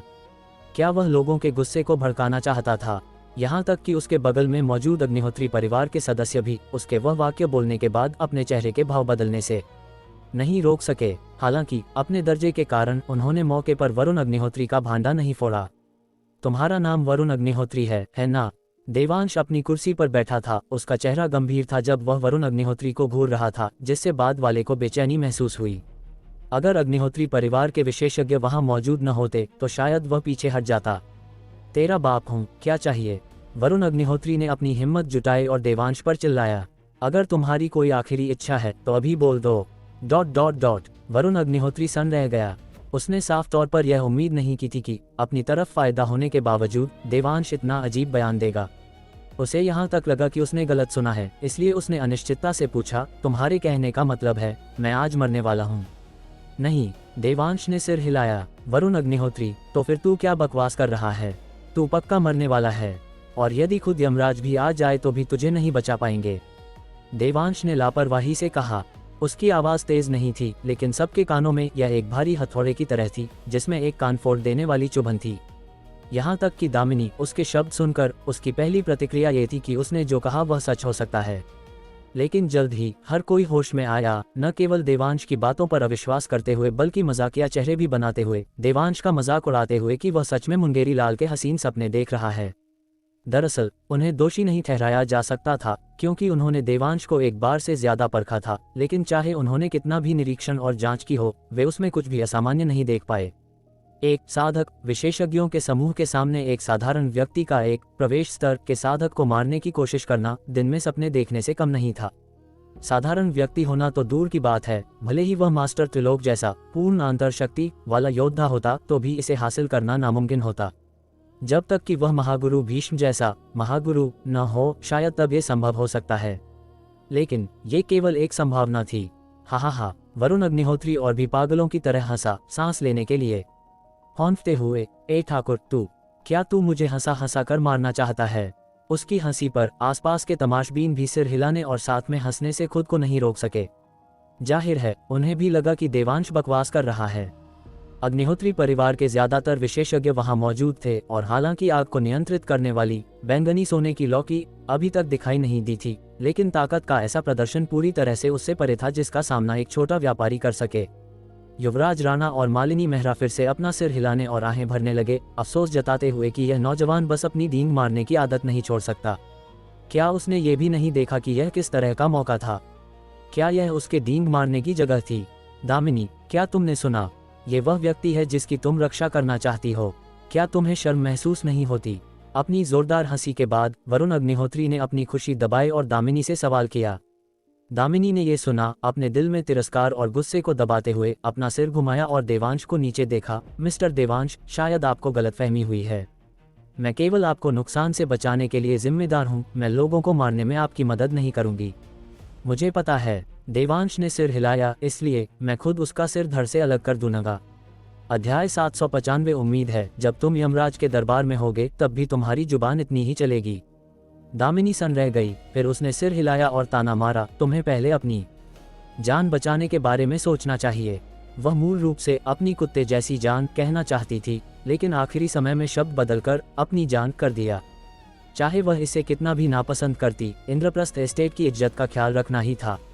अगर इंद्रप्रस्थ एस्टेट की एक नौकरानी द्वारा एक विशिष्ट अतिथि का अपमान करने की बात बाहर चली गई तो मालिक अपनी इज्जत कहाँ रखेंगे? क्या तुम मेरी रक्षा नहीं कर रही हो? कोई बड़ी बात नहीं, देवांश ने अपनी कुर्सी पर बैठे हुए हंसते हुए कहा। दामिनी, आसपास देख रहे सभी लोग, उस पल उन सभी को लगा कि देवांश की वजह से उनके दिमाग का दही होने वाला है। तुम अपनी जान भी नहीं बचा सकते तो तुम वरुण अग्निहोत्री को कैसे मारने वाले हो? समझे नहीं? देवांश ने दामिनी का हैरान चेहरा देखा और भौहें सिकोड़ते हुए पूछा। दामिनी ने सिर हिलाया। ऐसा नहीं था कि वह समझी नहीं थी, वह बस इसे बिल्कुल भी समझ नहीं पा रही थी। ये देखकर देवांश ने लाचारी से समझाया, ये बहुत आसान है। देखो, अगर वे मुझे छूने की कोशिश करेंगे तो तुम उन्हें रोकोगी, है ना? क्योंकि ऐसा है तो मैं अजेय हो जाऊंगा, है ना? तो मैं बस आत्मविश्वास से वहां चल कर जाऊंगा, उस आदमी का सिर धड़ से अलग कर दूंगा और बाकी तुम पर छोड़ दूंगा, है ना? विस्मयादिबोधक चिन्ह, विस्मयादिबोधक चिन्ह, विस्मयादिबोधक चिन्ह। इस बार सिर्फ दामिनी ही नहीं बल्कि वहां मौजूद हर कोई देवांश के तर्क से हक्का बक्का रह गया। युवराज राणा ने सीधे चिल्लाकर कहा, इंद्रप्रस्थ एस्टेट का रक्षा तंत्र तुमने पूरी तरह से समझ लिया है। एक अच्छी खासी ढाल को तुमने किसी तरह भाले में बदल दिया है। तुम सच में कमाल हो, लेकिन सवाल यह है, क्या तुम सच में ऐसा खेल खेल सकते हो? दामिनी ने सीधे खुद को अलग कर लिया। अग्निहोत्री परिवार के लोगों से चिल्लाकर कहा, मैं पहले ही बता दूं, अगर ये तुम्हारे लोगों को मारने की कोशिश करता है तो मैं चुपचाप खड़ी रहूंगी और कुछ नहीं करूंगी। ये सुनकर देवांश ने तुरंत भौहें सिकोड़ी और दामिनी से पूछा, तुम चुपचाप कैसे खड़ी रह सकती हो और कुछ नहीं कर सकती? क्या होगा अगर मेरे वहां जाने के रास्ते में वे मुझ पर हमला करने की कोशिश करें? मुझे क्या करना चाहिए? तुम इसी लायक हो, दामिनी ने ठंडेपन से कहा। जैसे ही उसने ये कहा, आसपास के लोग हंस पड़े और कुछ ने देवांश पर चिल्लाते हुए कहा, देवांश, क्या तुम्हें लगता है कि तुमने गड़बड़ कर दी? हा, बेवकूफ हर साल पैदा होते हैं, लेकिन तुम्हारे जैसा मजेदार मैंने पहले कभी नहीं देखा। हंसते हंसते मेरे पेट में दर्द हो रहा है। क्या कोई मुझे रोक सकता है, बस एक सेकंड के लिए? ... देवांश ने इन आवाज़ों को नज़रअंदाज किया और पूछना जारी रखा, क्या ये फर्ज में कोताही नहीं मानी जाएगी? दामिनी के चेहरे पर घोर तिरस्कार था। तुम मौत मांग रहे हो, मेरा इससे क्या लेना देना? तो तुम्हारे पास इतने सवाल कहाँ से आते हैं? दामिनी बेसब्र हो रही थी। उसने कभी इतना दखल देने वाला और अवाक कर देने वाला आदमी नहीं देखा था। आखिरी सवाल देवांश ने मुस्कुराते हुए पूछा। दामिनी ने इस बेकार आदमी को देखा, कम से कम उसकी अपनी पत्नी के लिए गहरे प्यार की खातिर, और आखिरकार सिर हिला दिया। अगर मैं वरुण अग्निहोत्री पर हाथ उठाता हूँ तो तुम्हारा इंद्रप्रस्थ एस्टेट दखल नहीं देगा, है ना? देवांश ने गंभीरता से पूछा। ये सुनकर दामिनी के चेहरे पर तुरंत बेहद अवाक करने वाला भाव आ गया। फिर उसने पलटवार किया, क्या ये पूछने वाली बात भी है? हम क्यों नहीं है? ये सुनकर वहां मौजूद हर किसी ने एक निश्चित महिला सेलिब्रिटी के बारे में सोचा और चाहा कि वे दौड़कर जाएं और देवांश को पीट कर बेसुध कर दें। नहीं, तुम्हें अपनी जान बचाने के लिए भी मेरी जरूरत है और तुम अभी भी वरुण अग्निहोत्री पर हाथ उठाना चाहते हो। क्या तुम्हें यकीन है कि तुम्हारे दिमाग में कोई खराबी नहीं है? दामिनी को लगा कि उसकी बुद्धिमत्ता का बहुत अपमान हुआ है। देवांश ने भौहें सिकोड़ी, बहुत गंभीरता से सोचा और फिर और भी अधिक निश्चितता के साथ सिर हिलाया। ये देखकर दामिनी ने एक गहरी सांस ली और जवाब दिया, अगर अग्निहोत्री परिवार के लोग तुम्हें नहीं रोक पाते तो मैं हस्तक्षेप करूंगी। आखिरकार वरुण अग्निहोत्री भी हमारे एस्टेट का मेहमान है, लेकिन मुझे नहीं लगता कि मुझे हस्तक्षेप करने का मौका मिलेगा, क्योंकि जो धारणा मैंने अभी बनाई है वह बस नामुमकिन है। क्या तुम इस जवाब से संतुष्ट हो? देवांश ने सिर हिलाया और जवाब दिया, ये ठीक है, क्योंकि मुझे लगता है कि तुम्हें हस्तक्षेप करने का मौका मिलेगा। तुम क्या सोचते हो इससे मुझे फर्क नहीं पड़ता, मैं क्या सोचती हूँ वो मायने रखता है। दामिनी लगभग पागल हो गई थी। आमतौर पर अलग थलग रहने वाली उसने सीधे एक लोकप्रिय इंटरनेट मुहावरा बोल दिया जो कुछ समय पहले बहुत मशहूर था। तो फिर तुम एक तरफ क्यों नहीं हट जाती और मुझे पहले उनसे निपटने क्यों नहीं देती? देवांश ने बहुत विनम्रता से पूछा। पागल कहीं के, दामिनी ने ठंडेपन से चिल्लाया, उसके नंगे पैर अपनी जगह से नहीं हिले। यह मत सोचो कि मैं नहीं जानती, तुम बस खुद को मरवाना चाहते हो ताकि मैं नाकाम हो जाऊं और मुझे मालिक से सजा मिले, है ना? मैंने तुम्हारी सारी चालें और हथकंडे देख लिए हैं। ए ठाकुर, क्या तुम मुझे नहीं मारने वाले? आ जाओ, मेरा सिर यहीं है, अगर तुझ में गुर्दा है तो आ और इसे खुद ले ले, वरुण अग्निहोत्री ने उकसाया। दामिनी के मुताबिक जब तक देवांश उसे मारने की हिम्मत करता, इंद्रप्रस्थ एस्टेट चुपचाप खड़ा रहता और कुछ नहीं करता। उस समय क्या अग्निहोत्री परिवार देवांश को जैसे चाहे वैसे तड़पा नहीं पाएगा? हजारों तरह की यातनाओं के साथ क्या उन्हें अभी भी डर होगा कि वे खजाने के नक्शे का सही ठिकाना नहीं उगलवा पाएंगे? ठीक है, क्योंकि तुम मौत को इतनी शिद्दत से ढूंढ रहे हो, तो अगर मैं कोई जवाब न दूं तो ये बदतमीजी होगी। बोलने के बाद वह जो कुर्सी पर बैठा था आखिरकार खड़ा हो गया और फिर भीड़ की हैरान नजरों के नीचे वह दामिनी के पास से गुजरा, कदम दर कदम सामने वाले अग्निहोत्री परिवार के सदस्यों की ओर। अग्निहोत्री परिवार के लोग इस नज़ारे से इतने उत्साहित थे कि वे मुश्किल से स्थिर खड़े रह पा रहे थे, लेकिन उन्होंने कोई कदम उठाने में जल्दबाजी नहीं की। इसके बजाय उन्होंने इंतजार करने की योजना बनाई जब तक कि देवांश थोड़ा करीब ना आ जाए, दामिनी से काफी दूर, इससे पहले कि वे काम तमाम करें। भाई देवांश, क्या तुम पागल हो गए हो? क्या तुम सच में वहां जाने वाले हो? युवराज राणा 100 मीटर की दौड़ की रफ्तार से देवांश के सामने दौड़ा, उसका रास्ता रोकते हुए। क्या तुमने नहीं सुना कि उसने कहा कि वह मेरी पत्नी, बच्चों और बुजुर्गों को नुकसान पहुंचाएगा? देवांश ने बहुत गंभीरता से पलटवार किया। मैंने सुना तो क्या? वह बस एक मामूली धमकी है, इसे गंभीरता से क्यों ले रहे हो? युवराज राणा ने चिंता से सलाह दी, लेकिन देवांश ने सिर हिलाया, इनकार करते हुए। मुझे दूसरी चीजों की परवाह नहीं है, लेकिन अगर इसमें मेरे परिवार की सुरक्षा शामिल है तो चाहे वह कितनी भी छोटी क्यों न हो, इसे गंभीरता से लिया जाना चाहिए। ये सुनकर सबके चेहरे जम गए। जो पहले देवांश का मजाक उड़ा रहे थे वे अब हंस नहीं सके, और मालिनी मेहरा, सना शेख और अन्य फ्लाइट अटेंडेंट्स को एक बार फिर समझ आया कि देवांश पूरी तरह से बेपरवाह क्यों था। जब उन्होंने पहले उसका मजाक उड़ाया था, पता चला कि उसे बस परवाह नहीं थी कि दूसरे उसके बारे में क्या सोचते हैं। उसे केवल अपने परिवार की परवाह थी। ईमानदारी से कहूं तो भले ही उन्हें लगता था कि देवांश एक डींग मारने वाला बेवकूफ है जो अवास्तविक बातें करता है, लेकिन अपने परिवार के प्रति उसके समर्पण ने उन्हें छू लिया। तारावर्धन, कहने की जरूरत नहीं, देवांश के प्रति उसका अच्छा प्रभाव एक बार फिर तेजी से बढ़ा। बस अफसोस ये था कि जहां वह अपने परिवार के लिए वास्तव में अच्छा था, वहीं वह थोड़ा दिमाग से पैदल था। क्या एक मामूली अमीर आदमी सच में आग को नियंत्रित करने वाले प्रतिष्ठित अग्निहोत्री परिवार से सीधे टक्कर ले सकता है? क्या ये बस मौत को दावत देना नहीं है? हालांकि वह वास्तव में चाहती थी कि दामिनी उसका और ख्याल रखे, लेकिन क्योंकि वह खुद मौत की तलाश में था तो वह कुछ नहीं कर सकती थी। युवराज राणा भी सन्न था, समझ नहीं पा रहा था कि देवांश की बातों का खंडन कैसे करे। ये देखकर देवांश ने जारी रखा, तो क्योंकि वह मुझे धमकी देने के लिए मेरे परिवार का इस्तेमाल कर रहा है, मुझे इस खतरे को पूरी तरह से खत्म करना होगा। हाँ, तुम सही कह रहे हो, लेकिन भले ही तुम अपने परिवार के लिए चिंतित हो, तुम्हें अपनी क्षमताओं के भीतर काम करना होगा। इन लोगों में सबसे कम साधना प्रवेश स्तर की है। भले ही मास्टर त्रिलोक और मैं मिल जाएं, हम कुछ राउंड से ज्यादा नहीं टिक पाएंगे। तुम एक साधारण इंसान जिसके पास न कोई साधना है और न कोई जादुई शक्ति, तुम्हारे पास उनसे लड़ने के लिए क्या है? अपने भाई की सलाह सुनो, अभी के लिए बर्दाश्त करो, और जब मैं महागुरु स्तर तक साधना कर लूं तो मैं तुम्हारे लिए वरुण अग्निहोत्री का सिर ले आऊंगा। युवराज राणा ने कहा, इतनी परेशानी की जरूरत नहीं है, मैं इसे अभी ले सकता हूँ। वे मेरा कुछ नहीं बिगाड़ सकते। देवांश ने सिर हिलाया। युवराज राणा लगभग रोने वाला था। हाँ, तुम्हारे दिमाग में खजाने के नक्शे की जानकारी है जो उन्हें चाहिए, इसलिए वे हिचकिचा रहे हैं और वास्तव में तुम्हें मारने की हिम्मत नहीं करते। लेकिन तुम्हें अपन करना उनके लिए पूरी तरह से तनाव मुक्त है। एक बार तुम्हारे हाथ पैर टूट गए तो तुम वरुण अग्निहोत्री का सिर कैसे लोगे? उसका सिर लेना आसान नहीं है। यह मेरे लिए एक चुटकी का खेल है। देवांश हंसा, लेकिन यह उसके लिए बहुत आसान होगा। मैं चाहता हूं कि वह पूरी तरह से हताशा महसूस करे और फिर मैं उसे मार डालूंगा। युवराज राणा पूरी तरह से अवाक था। मुझे डर है कि वह वरुण अग्निहोत्री नहीं होगा जो पूरी तरह हताशा महसूस करेगा, बल्कि तुम होगे, देवांश।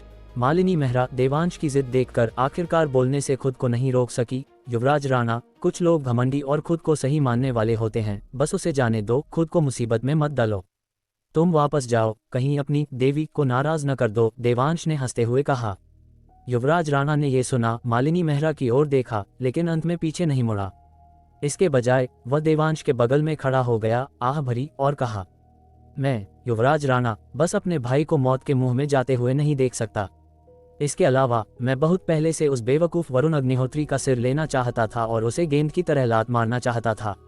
अब जब मेरी इच्छा पूरी हो रही है तो मैं आखिरी समय में पीछे कैसे हट सकता हूँ? ज्यादा से ज्यादा बस मौत ही तो है। मालिनी मेहरा ने यह सुना और तुरंत बड़बड़ाई, वह वास्तव में एक जानवर है। अच्छी बात है कि मैंने तब उसका प्रस्ताव स्वीकार नहीं किया। दूसरी ओर देवांश ने मुस्कुराते हुए युवराज राणा के कंधे को थपथपाया। यह इतना बड़ा चढ़ाकर नहीं है, बस कुछ चिल्लर गुंडे हैं, मौत के करीब भी नहीं। युवराज राणा ने देवांश पर अपनी आंखें घुमाई, टिप्पणी करते हुए, मैं तुम्हारी बात पर तब विश्वास करूंगा जब सूरज पश्चिम से निकलेगा। उम्मीद है जब तुम यमराज के दरबार में होगे तब भी तुम्हारी जुबान इतनी ही चलेगी। जैसे जैसे दोनों करीब और करीब आते गए, चंद्रकांत अग्निहोत्री, जो दूरी का अंदाजा लगा रहा था, ने देखा कि समय सही है और तुरंत चिल्लाया, हमला। जैसे ही उसकी आवाज थमी, अग्निहोत्री परिवार के सदस्यों में से 10 से अधिक लोग एक साथ बाहर निकले। उनमें से 10 ने सीधे देवांश और युवराज राणा को बाईपास किया, दामिनी को हस्तक्षेप करने से रोकने के लिए उनके पीछे खड़े हो गए। बाकी 6 या 7 ने देवांश और युवराज राणा को घेर लिया, उन्हें मौके पर ही पकड़ने का इरादा रखते हुए। और ठीक तभी इंद्रप्रस्थ एस्टेट के गेट पर अचानक एक आवाज गूंजी, रुको सब लोग, रुक जाओ। क्या तुम जानते हो कि वह कौन है? जल्दी करो और रुक जाओ। अध्याय 796। अगर किसी को कोसना है तो खुद को कोसो कि तुमने गलत इंसान से पंगा लिया। वे 7 लोग जो मूल रूप से हमला करने की योजना बना रहे थे, उस आवाज को सुनते ही वास्तव में रुक गए। कारण सीधा था, चिल्लाने वाला व्यक्ति कोई और नहीं बल्कि जतिन अग्निहोत्री था, अग्निहोत्री परिवार का भावी वारिस, जो इस समय अपनी शक्ति के शिखर पर था। ये कहना कोई अतिशयोक्ति नहीं होगी कि वर्तमान परिवार प्रमुख चंद्रकांत अग्निहोत्री द्वारा शक्तियों के विकेंद्रीकरण के कारण अग्निहोत्री परिवार के भीतर जतिन अग्निहोत्री के शब्दों का वजन अक्सर चंद्रकांत से भी अधिक होता था। ये देखते हुए कि यह जतिन ही था जिसने आकर उन्हें रुकने के लिए कहा था, युवराज, युवी, राणा अपनी भौहें सिकुड़ने से खुद को रोक नहीं पाया और पूछा, यार तुम सच में तो उसे नहीं जानते होगे, है ना? असल में इसे जानना नहीं कह सकते, क्योंकि मैं उनसे केवल एक बार मिला हूँ, देवांश ठाकुर ने मुस्कुराते हुए कहा। पिछली बार जब वे दक्षिण भारत में दिव्य मेघा आश्रम का पीछा कर रहे थे तो उसने सोचा था कि वह जतिन अग्निहोत्री को फिर से देखेगा, लेकिन उसने उम्मीद नहीं की थी कि तंत्र घाटी का उनका जादुई कला कुल पीछा करने के लिए अलग अलग बन जाएगा, इसलिए उनकी मुलाकात नहीं हो पाए। देवांश की बातें सुनकर युवी ने तुरंत आह भरी और अपना माथा रगड़ने लगा, फिर तो खेल खत्म। उसने उन्हें रुकने के लिए इसलिए कहा होगा क्योंकि वह इंद्रप्रस्थ एस्टेट का प्रकोप नहीं झेलना चाहता और इसका तुमसे कोई लेना देना नहीं है। इस पर देवांश बस मुस्कुरा दिया और कोई जवाब नहीं दिया। चंद्रकांत अग्निहोत्री हमले का नेतृत्व कर रहा था, अग्निहोत्री परिवार के सदस्यों के बिल्कुल सामने खड़ा था ताकि उस नंगे पैर वाली लड़की दामिनी के अचानक हमले को रोका जा सके। जतिन को आते देख उसे तुरंत अधिक आत्मविश्वास महसूस हुआ। जतिन, तुम बिल्कुल सही समय पर आए हो, मुझे अग्नि नियंत्रक स्वर्णिम कलश दे दो। बिल्कुल सही, जतिन अग्निहोत्री को विशेष रूप से उसी ने बुलाया था और इसका उद्देश्य उसके पास मौजूद अग्नि नियंत्रक स्वर्णिम कलश था। अगर दामिनी के खिलाफ उसके पास पहले 50-50 का मौका था तो अब उसके पास जीत का 70% मौका था। हालांकि उसने काफी देर तक इंतजार किया लेकिन जतिन से वह स्वर्णिम कलश नहीं मिला। इसके बजाय उसने देखा कि जतिन उन बड़ों को पीछे हटने के लिए कह रहा था जो देवांश को घेरे हुए थे। ये ठीक था, ये दिल जीतने के बारे में था, समझ में आता है। वह अंत तक खलनायक की भूमिका निभा सकता था और जतिन को देवांश के सामने अच्छा बनने दे सकता था ताकि देवांश का भरोसा जीता जा सके। लेकिन उन लोगों को पीछे हटाने के बाद जतिन वास्तव में देवांश के पास गया और उसके सामने झुक गया, माफी मांगते हुए। ये चंद्रकांत बिल्कुल बर्दाश्त नहीं कर सकता था। अच्छा बनना है तो बनो, लेकिन एक सीमा होती है। मेरे अग्निहोत्री परिवार ने नासिक में सैकड़ों वर्षों तक राज किया है, हमने इस तरह किसी के सामने कब गिड़गिड़ाकर माफी मांगी है? फिर भी उसने इसे सहन किया। आखिरकार सामने वाले के पास खजाने के नक्शे का रहस्य था, इसलिए थोड़ा समायोजित करना कोई बड़ी बात नहीं थी। इस तरह देखें तो उसने गलत व्यक्ति नहीं चुना था। ये जतिन वास्तव में अगला परिवार प्रमुख बनने के लिए उपयुक्त था, कम से कम उसकी अनुकूलन क्षमता उसकी अपनी तुलना में बेहतर थी। लेकिन बहुत जल्दी उसने लगभग अपना ही सिर पीट लिया, क्योंकि उसने देखा कि उसका चुना हुआ उत्तराधिकारी वास्तव में उस लड़के देवांश के सामने घुटने टेकने की तैयारी कर रहा था। लानत है, अगर वह इसे सहन कर सकता था तो उसका वर्तमान परिवार प्रमुख पद नहीं कर सकता था। जतिन अग्निहोत्री, तुम क्या कर रहे हो? अभी खड़े हो जाओ। चंद्रकांत ने मांग की। प्रमुख, यदि तुम नहीं चाहते कि अग्निहोत्री परिवार का नामो निशान मिट जाए तो कृपया मेरी सलाह सुनो। जल्दी से इधर आओ और मिस्टर ठाकुर के सामने घुटने टेक कर माफी मांगो, फिर यहाँ से चले जाओ। जतिन ने कड़वे भाव के साथ कहा। वह मूल रूप से एकांतवास में था, इसलिए वह इस बार अग्निहोत्री परिवार की हरकतों से अनजान था। ये तब तक नहीं था जब तक कि चंद्रकांत ने दामिनी का सामना नहीं किया और पाया कि दामिनी का रवैया बहुत सख्त था। तब चंद्रकांत के पास उसे संपर्क करने के अलावा कोई विकल्प नहीं था, ये कहते हुए कि वह जल्दी से एकांतवास से बाहर आए और अग्नि नियंत्रक स्वर्णिम कलश ले आए। और जब उसे पता चला कि उसके परिवार के सदस्यों ने देवांश नाम के एक युवक को घेर लिया है और उससे खजाने के नक्शे का रहस्य निकालने का इरादा रखते हैं, तो वह लगभग पूरी तरह से जम गया। रास्ते में वह लगातार चंद्रकांत से संपर्क करने की कोशिश करता रहा, उसे बताता रहा कि देवांश का अपमान न करे, लेकिन चाहे उसने कितनी भी कॉल की हो, चंद्रकांत ने जवाब ही नहीं दिया। हताशा में जतिन केवल बार बार प्रार्थना कर सकता था कि ये देवांश ठाकुर व गुरु देवांश न हो। लेकिन जब उसे पता चला कि ये देवांश भी मुंबई से आया है, तो वह पूरी तरह से निराश हो गया। कैसे कहें, उस समय उसकी मनस्थिति न केवल कुछ समय पहले यूवी जैसी थी, बल्कि बिल्कुल वैसी ही थी, थका हुआ, बस सब कुछ नष्ट हो जाने दो। फिर भी उसने उम्मीद की एक आखिरी किरण पकड़ रखी थी। आखिरकार इस दुनिया में एक ही नाम के बहुत से लोग थे, शायद वह कोई और देवांश हो। नतीजतन जब वह इंद्रप्रस्थ एस्टेट पहुंचा और अपनी ही बड़ों द्वारा देवांश को घिरा हुआ देखा, तो उसका दिमाग तुरंत गूंज उठा, जैसे उसके कान में कोई बम फट गया हो। वह तुरंत दौड़ा, देवांश की पहचान उजागर करने का इरादा रखते हुए, लेकिन तभी उसने देवांश को एक गुप्त ध्वनि संचरण का उपयोग करते हुए ये कहते सुना, अग्निहोत्री परिवार जीता है या मरता है, यह उनके अपने भाग्य पर निर्भर करता है। यदि तुमने मेरी असली पहचान उजागर की, तो अग्निहोत्री परिवार तुरंत और पूरी तरह से इस दुनिया से गायब हो जाएगा। इस आवाज को सुनते ही वह तुरंत गिड़गिड़ाने और घुटने टेकने और देवांश से माफी मांगने के लिए तैयार हो गया। लेकिन इससे पहले कि वह घुटने टेक पाता, उसे चंद्रकांत ने रोक दिया, जिससे ऊपर वर्णित दृश्य सामने आया। प्रमुख को उससे माफी मांगने के लिए कह रहे हो? चचेरे भाई, क्या तुम्हारे एकांतवास के दौरान तुम्हारा दिमाग दरवाजे में दब गया था? वरुण अग्निहोत्री ने मजाक उड़ाते हुए हस्तक्षेप किया। वह लंबे समय से परिवार के वारिस के पद का लालच कर रहा था, लेकिन दुर्भाग्य से उसकी साधना जतिन जितनी अच्छी नहीं थी, जिसके कारण वह इस स्थिति से चूक गया। इसलिए जब भी उसे मौका मिलता, वह जले पर नमक छिड़कने से नहीं चूकता था, इस उम्मीद में कि वह उसे बाहर निकाल सके और उसकी जगह ले सके। चुप रहो बेवकूफ, क्या तुमने नहीं देखा कि क्या हो रहा है? तुम जल्दी से जाकर मिस्टर ठाकुर के सामने घुटने टेककर माफी क्यों नहीं मांगते? जतिन ने गुस्से में डांटा। वरुण ने यह सुना और तुरंत तिरस्कारपूर्वक थूक दिया, जतिन अग्निहोत्री, क्या तुम वास्तव में बेवकूफ हो? वह सिर्फ एक साधारण व्यक्ति है, जिसके पास कोई साधना नहीं है और कोई जादुई शक्ति नहीं है। तुम चाहते हो कि मैं उसके सामने घुटने टेकूं और माफी मांगूं? क्या वह इसे बर्दाश्त भी कर सकता है? यदि तुम मौत को बुला रहे हो, तो देवता भी तुम्हें नहीं बचा सकते। जतिन ने अपना सिर हिलाया और आह भरी, फिर सब कुछ नजरअंदाज करते हुए देवांश की ओर घुटने टेक दिए। उसके घुटने टेकते ही हर कोई दंग रह गया। वे सभी जानते थे कि देवांश का भरोसा जतिन था, लेकिन उन्होंने केवल ये सोचा था कि देवांश जतिन को जानता है। उन्होंने कभी उम्मीद नहीं की थी कि जतिन वास्तव में इतने लोगों के सामने घुटने टेकेगा और उससे माफी मांगेगा। यहाँ तक कि दामिनी की नाजुक भौहें भी अनजाने में तन गईं, स्पष्ट रूप से इस दृश्य से काफी हैरान थीं। विशेष रूप से मालिनी मेहरा और फ्लाइट अटेंडेंट्स, उनके मुंह खुले के खुले रह गए, इतने हैरान कि एक अंडा अंदर फिट हो सके। आखिर इस आदमी का बैकग्राउंड क्या था, जो अग्निहोत्री परिवार के वारिस से ऐसा चौंकाने वाला काम करवा सकता था? हालांकि वे इस सवाल का पता नहीं लगा सके, लेकिन वे आखिरकार समझ गए कि देवांश शुरुआत से ही वरुण के प्रति इतना उदासीन क्यों था। लानत है जतिन के इस गिड़गिड़ाने वाले रवैये के साथ। अगर मैं होती तो मैं भी नहीं डरती। शानाया खुराना, जिसका चेहरा खून से लथपथ था, जतिन के सामने खड़े देवांश को देख रही थी और उसका पूरा अस्तित्व सुन्न महसूस करने लगा। वरुण अग्निहोत्री द्वारा उसे प्रताड़ित करने के सभी तरीकों के बारे में सोचते हुए उसकी प्रशंसा बेवजह दुख की परतों से भर गई। अगर वह उस समय देवांश का पक्ष जीतने में कामयाब हो जाती, तो क्या वह उस जानवर वरुण को आदेश दे पाती? लेकिन अब भले ही वह उसे मारे, फिर भी उसे पूछना पड़ता कि क्या उसके हाथ में चोट लगी है। इस भारी असमानता ने शानाया को आत्महत्या जैसा महसूस कराया। देवांश भाई, यह क्या हो रहा है? क्या तुमने यह नहीं कहा था कि तुम केवल एक बार मिले थे?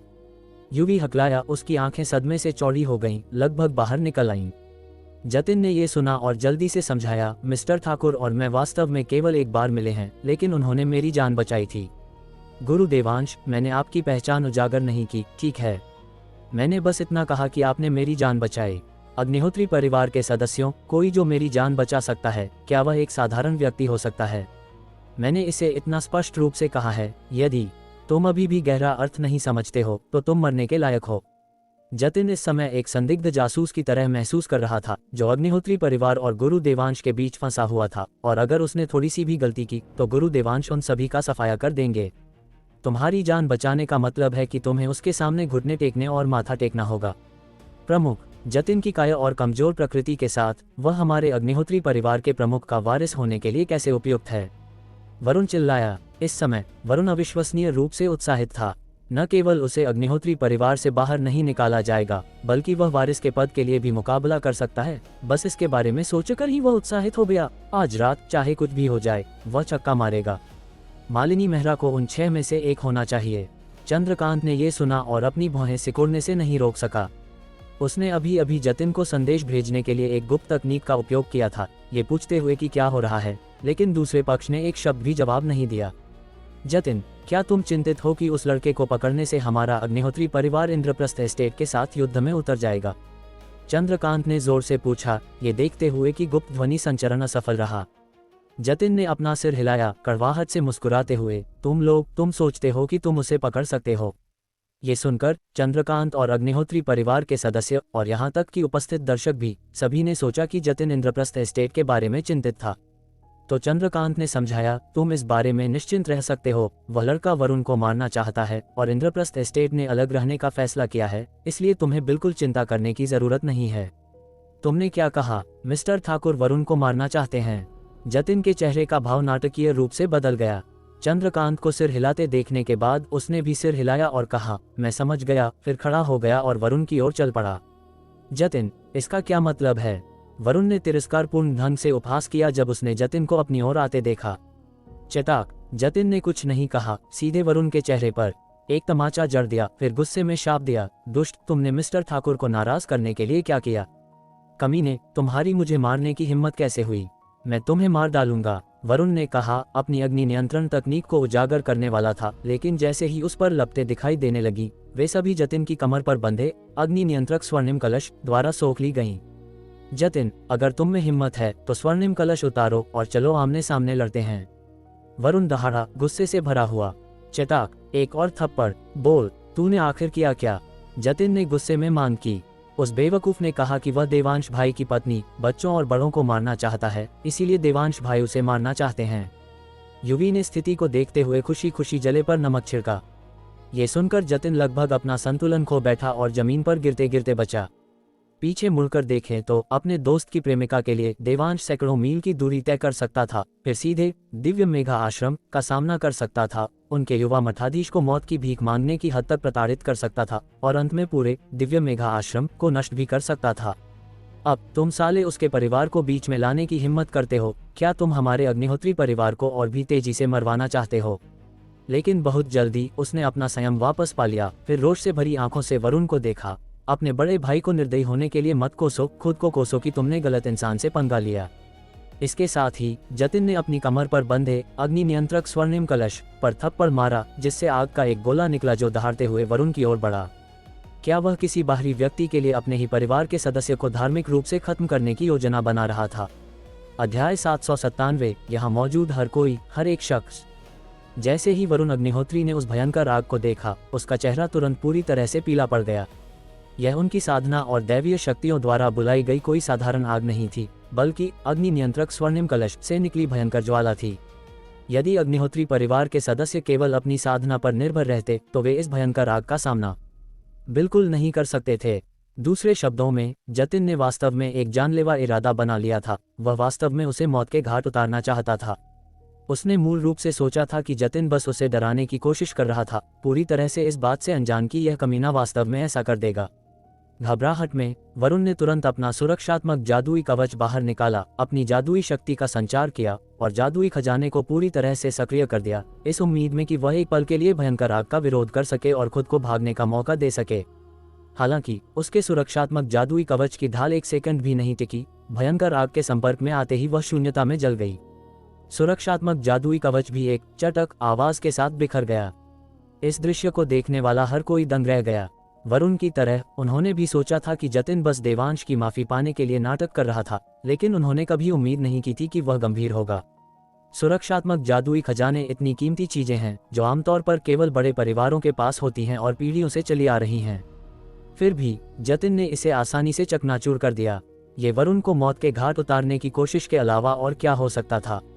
उन्हें वरुण के जीवन या मृत्यु की परवाह नहीं थी। वास्तव में कई लोग उम्मीद करते थे कि वरुण जतिन की भयंकर आग के नीचे मर जाएगा।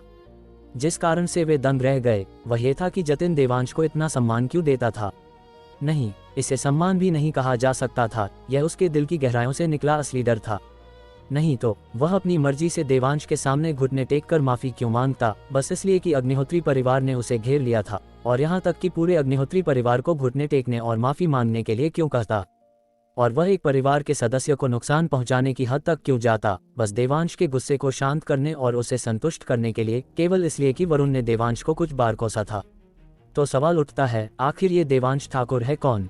वह प्रतिष्ठित अग्निहोत्री परिवार के भावी वारिस को इतना भयभीत क्यों करेगा? उपस्थित सभी लोगों ने एक दूसरे को देखा, चारों ओर नजर दौड़ाई, दूसरों से जवाब खोजने की कोशिश की, लेकिन अंत में उन्हें केवल और अधिक भ्रम मिला। शानाया खुराना, मालिनी मेहरा, सना शेख, रिया दास और अन्य फ्लाइट अटेंडेंट्स के चेहरों से बहुत पहले ही सारा रंग उड़ चुका था और केवल अत्यधिक आतंक के भाव बचे थे। देवांश को देखते हुए, जो अग्निहोत्री परिवार के बड़ों के पीछे खड़ा था, और उसके बारे में अपनी पिछली सभी मजाक उड़ाने वाली टिप्पणियों को याद करते हुए, उन्होंने अचानक पूरी तरह से शर्मिंदा और अपमानित महसूस किया। आखिरकार जब देवांश ने कहा था कि वह जतिन को जानता है, तो उन्होंने बहुत व्यंग्य किया था, और मन ही मन वे उससे घृणा करती थीं, ये सोचकर कि वह डींगे मार रहा है, और वह भी बुरी तरह से, बिना किसी उचित पटकथा के। लेकिन उनकी आंखों के सामने का परिणाम निस्संदेह उनके चेहरों पर करारे तमाचों की एक श्रृंखला की तरह था, जिसने उन्हें शर्म और नफरत से भर दिया। तारा वर्धन ने भी उम्मीद नहीं की थी कि जतिन, नासिक के अग्निहोत्री परिवार के भावी वारिस के रूप में, एक परिवार के सदस्य की बलि देकर देवांश को खुश करने के लिए इस हद तक जाएगा। इस दृश्य को देखकर उसे अब अपने दिल की गहराइयों में हल्का सा पछतावा महसूस हुआ, पछतावा कि उसने उस समय थोड़ा और इंतजार क्यों नहीं किया। अगर उसने किया होता तो शायद अब वह उसके साथ खड़ी होती। और देवांश के बगल में खड़े युवी ने व्यक्त किया कि वह अभी बहुत दबाव में है। उसने पहले ही देवांश को ऊपर से नीचे तक कई बार जांचा था, लेकिन फिर भी इसका कोई मतलब नहीं निकाल सका। यहाँ तक कि उसने देवांश की बांह को ये पुष्टि करने के लिए फिर से पोक किया कि देवांश के शरीर की मांसपेशियां एक मार्शल आर्टिस्ट की तरह नहीं थीं, जो शक्ति से भरी हो, वे एक साधारण व्यक्ति से अलग नहीं थीं। अगर ऐसा था तो जतिन इतना सम्मानजनक, या कहें उससे इतना डरा हुआ क्यों था? उसके जैसा साधारण व्यक्ति किस तरह का तुरुप का इक्का रख सकता है कि जतिन इतना सतर्क हो जाए? जैसे ही उपस्थित सभी लोग भ्रमित थे, चंद्रकांत ने अपनी चाल चली। जिस क्षण भयंकर आग ने वरुण को अपनी चपेट में लिया, चंद्रकांत ने एक जादुई मंत्र सक्रिय किया, जिससे अग्नि नियंत्रक स्वर्णिम कलश को जबरदस्ती उस भड़कती हुई आग को वापस सोखने के लिए मजबूर होना पड़ा जो उसने छोड़ी थी। उसी समय उसने अपना हाथ बढ़ाया और अग्नि नियंत्रक स्वर्णिम कलश, जो मूल रूप से जतिन की कमर पर बंधा हुआ था, एक झटके के साथ तुरंत उसके हाथ में आ गया। इस दृश्य को देखते ही जतिन की भौहें थोड़ी सिकुड़ गईं, क्योंकि जब चंद्रकांत ने पहले उसे अग्नि नियंत्रक स्वर्णिम कलश सौंपा था, तो उसने अग्निहोत्री परिवार के सभी सदस्यों के सामने कहा था कि इस स्वर्णिम कलश को केवल एक ही व्यक्ति नियंत्रित करेगा। दूसरे शब्दों में, उस क्षण से जतिन प्रभावी रूप से अग्निहोत्री परिवार का वास्तविक कर्णधार था। लेकिन जतिन ने कभी उम्मीद नहीं की थी कि चंद्रकांत पलक झपकते ही अग्नि नियंत्रक स्वर्णिम कलश वापस ले लेगा। प्रमुख, क्या तुम्हें मुझ पर भरोसा नहीं है? जतिन ने थोड़ा निराश होकर पूछा। चंद्रकांत ने अग्नि नियंत्रक स्वर्णिम कलश को दूर रखा, इसे अपनी कमर से बांध लिया, फिर जतिन को देखा और पलटवार किया। मैंने तुम्हें स्वर्णिम कलश इसलिए दिया था ताकि तुम अपने ही परिवार के सदस्य को मार सको। वह मरने के लायक है और उसे मरना ही होगा, जतिन ने पूरी निश्चितता के साथ कहा, अपनी निराशा को झटकते हुए। चंद्रकांत ने अपनी आंखें सिकोड़ लीं। मुझे एक कारण दो, अगर वह नहीं मरता तो हम सब मर जाएंगे, जतिन ने जोर देकर घोषणा की।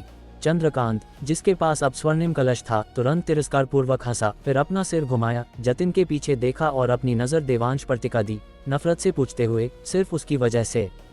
जतिन ने न तो सिर हिलाया और न ही इनकार किया, मौन सहमति के साथ जवाब देना चुना।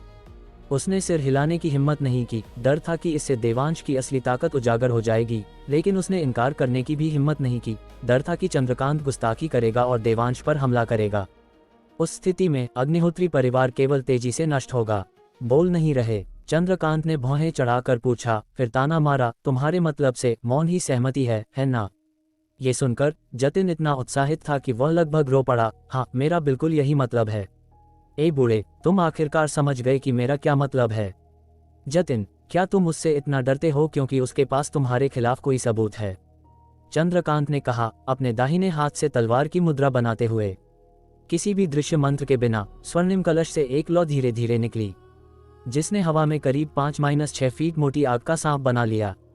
अगर तुम्हें धमकी दी जा रही है तो बस पलकें झपकाओ, चंद्रकांत ने कहा, अपनी आंखें सिकोड़ते हुए। आग का सांप हवा में कुंडलित होकर अपनी आंखों से देवांश को घूर रहा था।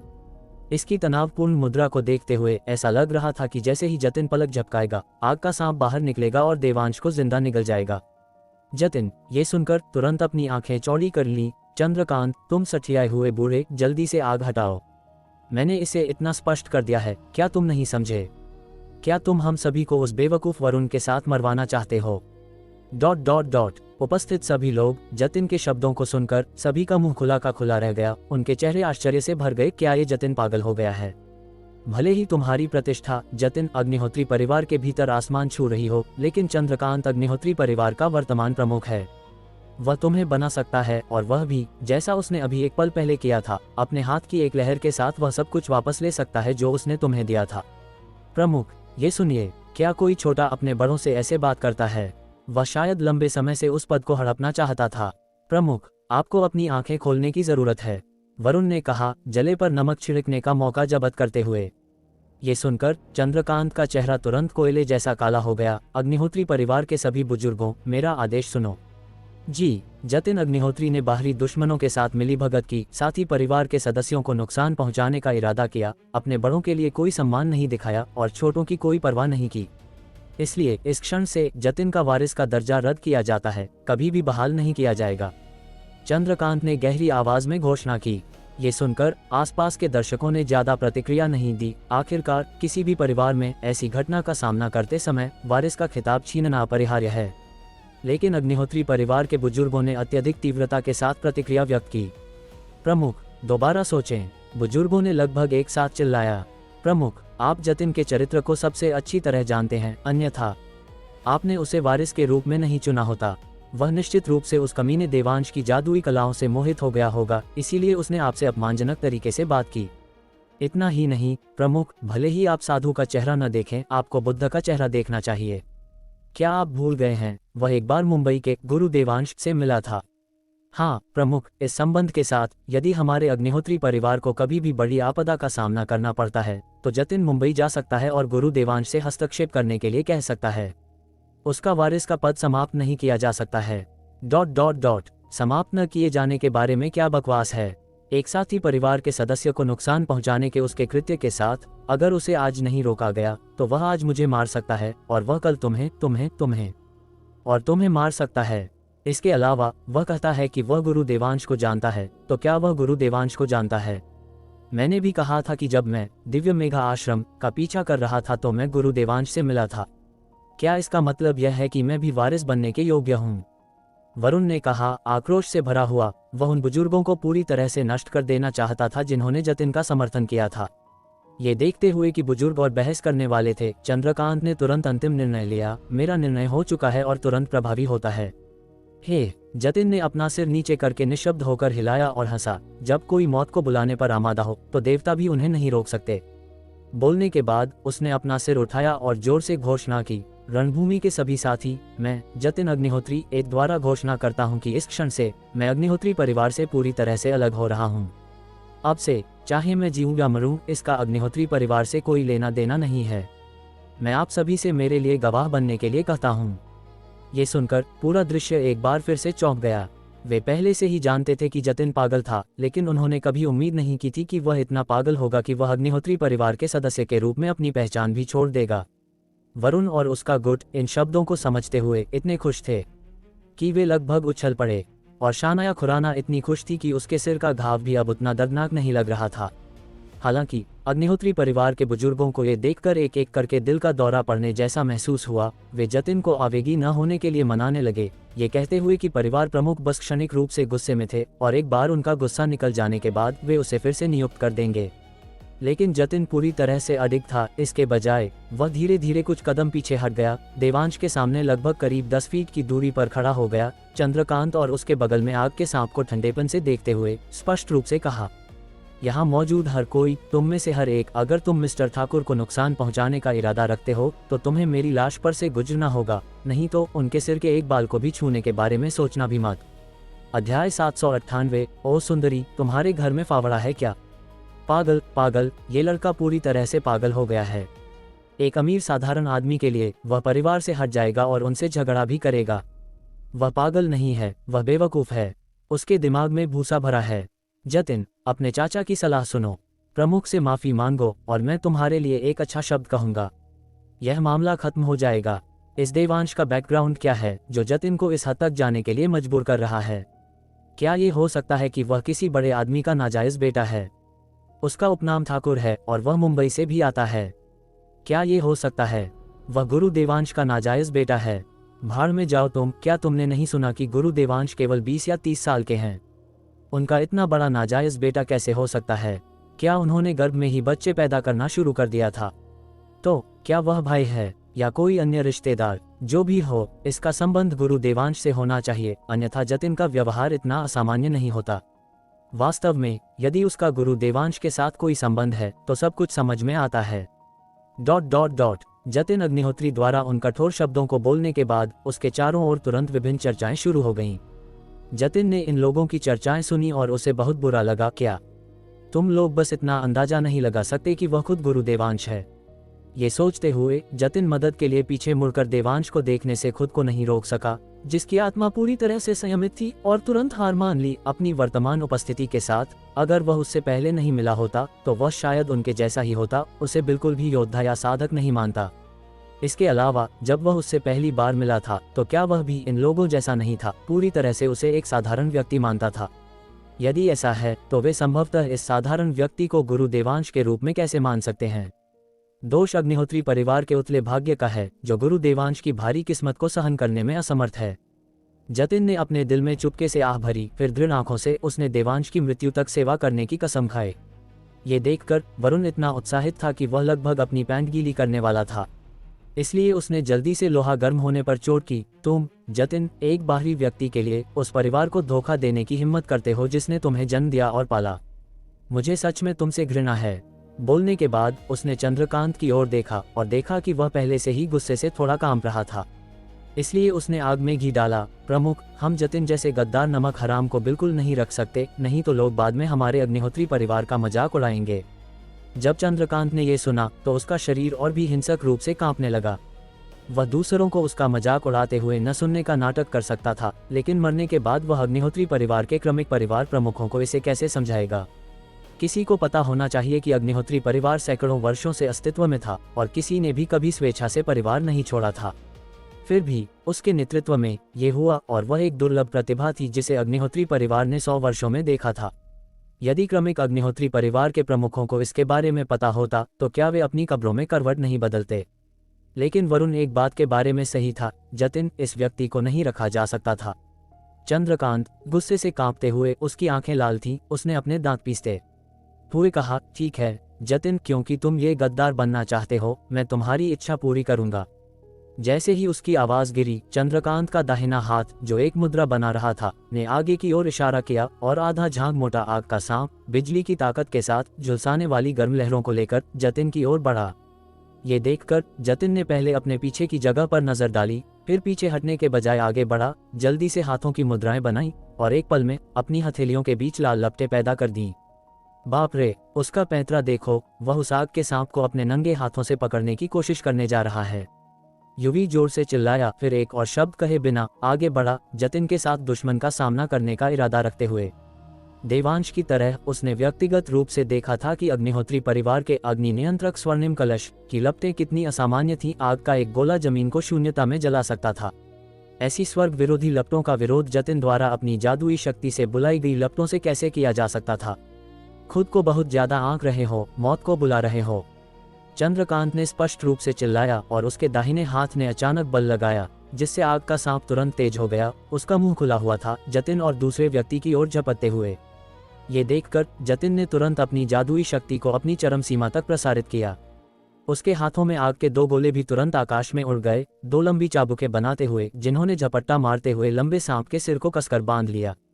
और युवी ने भी संकोच नहीं किया, उसने पैर पटका और संगमरमर के फर्श को चकनाचूर कर दिया। फिर खाई से लापरवाही से 2 मीटर लंबा संगमरमर का स्लैब उठाया, उसे ऊपर उठाया और ऊंची छलांग लगाई, इसे आग के सांप की गर्दन की ओर दे मारा। उसका इरादा जबरदस्ती आग के सांप का सिर काटने का था। दुर्भाग्य से हालांकि संगमरमर का स्लैब मजबूत था, इन पीली लपटों के सामने ये पनीर जैसा था। संपर्क करने पर संगमरमर का स्लैब तुरंत शून्यता में बदल गया। आग के सांप का सिर काटने की तो बात ही छोड़िए, इसने उसके रोए को भी नुकसान नहीं पहुंचाया। इतना ही नहीं, युवी जो संगमरमर का स्लैब ले जा रहा था, झुलसाने वाली गर्म लहरों से झुलस गया और उसकी त्वचा फट गई। एक और सेकंड रहने पर वह शायद वाष्पित हो जाता। इसलिए नीचे कूदने के बाद युवी बिना किसी हिचकिचाहट के विला के बगीचे में फव्वारे की ओर दौड़ा और एक छलांग के साथ उसमें कूद गया। सबने केवल छन की आवाज़ सुनी, बिल्कुल पानी में डाले जाने वाले लाल गर्म लोहे के ब्लॉक की तरह। ये सुनने में अजीब तरह से तनाव दूर करने वाला क्यों लग रहा था। इससे पहले कि युवी फव्वारे से बाहर कूद पाता, जतिन की हथेलियों में आग की रस्सियां इंच दर इंच टूट गईं। आग का सांप आकाश की ओर दहाड़ा और आगे बढ़ना जारी रखा, जैसे कि वह जतिन को जिंदा निगलना चाहता हो। इस दृश्य को देखने वाला हर कोई जतिन के लिए ठंडा पसीना बहाने से खुद को नहीं रोक सका। भले ही जिस क्षण आग का सांप दिखाई दिया, आसपास का तापमान काफी बढ़ गया था, जैसे कि गर्मी का मौसम हो। इतने उच्च तापमान पर संगमरमर के स्लैब भी तुरंत वाष्पित हो गए। यदि जतिन वास्तव में इसके द्वारा निगल लिया जाता तो उसकी साधना के साथ वह 0.1 सेकंड से भी कम समय में राख में बदल जाता। इस बीच वरुण और शानाया खुराना लगातार प्रार्थना कर रहे थे कि आग का सांप जतिन को जलाकर मार दे। जैसे ही जतिन जीवन और मृत्यु की कगार पर था, उसने युवी की नकल की, अपने पैर से जमीन पर जोर से थपथपाया। हालांकि संगमरमर से पक्की जमीन पूरी तरह से सुरक्षित थी। जैसे ही सभी ने सोचा कि जतिन आग के समुद्र में नष्ट होने वाला है, जतिन के सामने 3 से 4 झांक के भीतर जमीन से अचानक लाल आग की रस्सियां निकली, जिन्होंने आधा झांग मोटे दर्जनों झांग लंबे आग के सांप को कसकर बांध लिया। और इससे पहले कि आग की रस्सियां टूटती, वे अचानक कस गईं, आग के सांप को जमीन में खींचने का इरादा रखते हुए। जतिन का विचार सरल था, चाहे यह आग का सांप कितना भी असामान्य क्यों न हो, वह पूरी पृथ्वी को नहीं जला सकता था। हमेशा एक समय ऐसा आएगा जब वह बुझ जाएगा। उसी समय युवी भी पूल से बाहर कूद गया और उसके हाथों में वह एक विशाल टब पकड़े हुए था, जिसे मूल रूप से सिक्कों को इकट्ठा करने के लिए फव्वारे में रखा गया था, जो पानी से भरा था। मालिनी मेहरा और फ्लाइट अटेंडेंट्स के दिमाग में इस समय एक ही विचार था, वह आमतौर पर इतना सभ्य दिखता है, मैंने कभी नहीं सोचा था कि उसमें इतनी पाशविक ताकत है। लेकिन मालिनी ने स्पष्ट रूप से और सोचा, क्योंकि उसने एक और पक्ष देखा, लगातार लड़ना और मारना वह बस परिवार रखने के लिए उपयुक्त नहीं है। आज रात के बाद मुझे निश्चित रूप से उससे दूरी बनानी होगी। युवी टब लेकर दौड़ा, फिर सीधे आग के सांप की ओर गया, जिसका पूरा शरीर पहले ही जमीन में धंस रहा था। जतिन के साथ उसका सहयोग निर्बाध था, जैसे कि उन्होंने अनगिनत बार अभ्यास किया हो। लेकिन उन दोनों को पता था कि उन्होंने पहले कभी एक दूसरे को लड़ते हुए नहीं देखा था, सहयोग तो दूर की बात है। उनके सही तालमेल का कारण पूरी तरह से योद्धाओं के बीच अनकही समझ थी। दुर्भाग्य से उनका सहयोग हालांकि उत्कृष्ट था, लेकिन कोई प्रभाव नहीं पड़ा। पानी का बड़ा टब डालने के बाद ये तुरंत सफेद धुंध में वाष्पित हो गया, फिर दुनिया में फैल गया। आग का सांप हालांकि पूरी तरह से सुरक्षित था, यहाँ तक कि थोड़ा सा भी निशान नहीं छोड़ा। क्या बकवास है, यह आग है भी या नहीं? यह पानी से भी नहीं डरती, क्या ये कोई आत्मा बन गई है? क्या मुझे इस पर कुंवारे लड़के का पेशाब छिड़कना चाहिए? युवी हमेशा ऐसा ही मस्खरा था।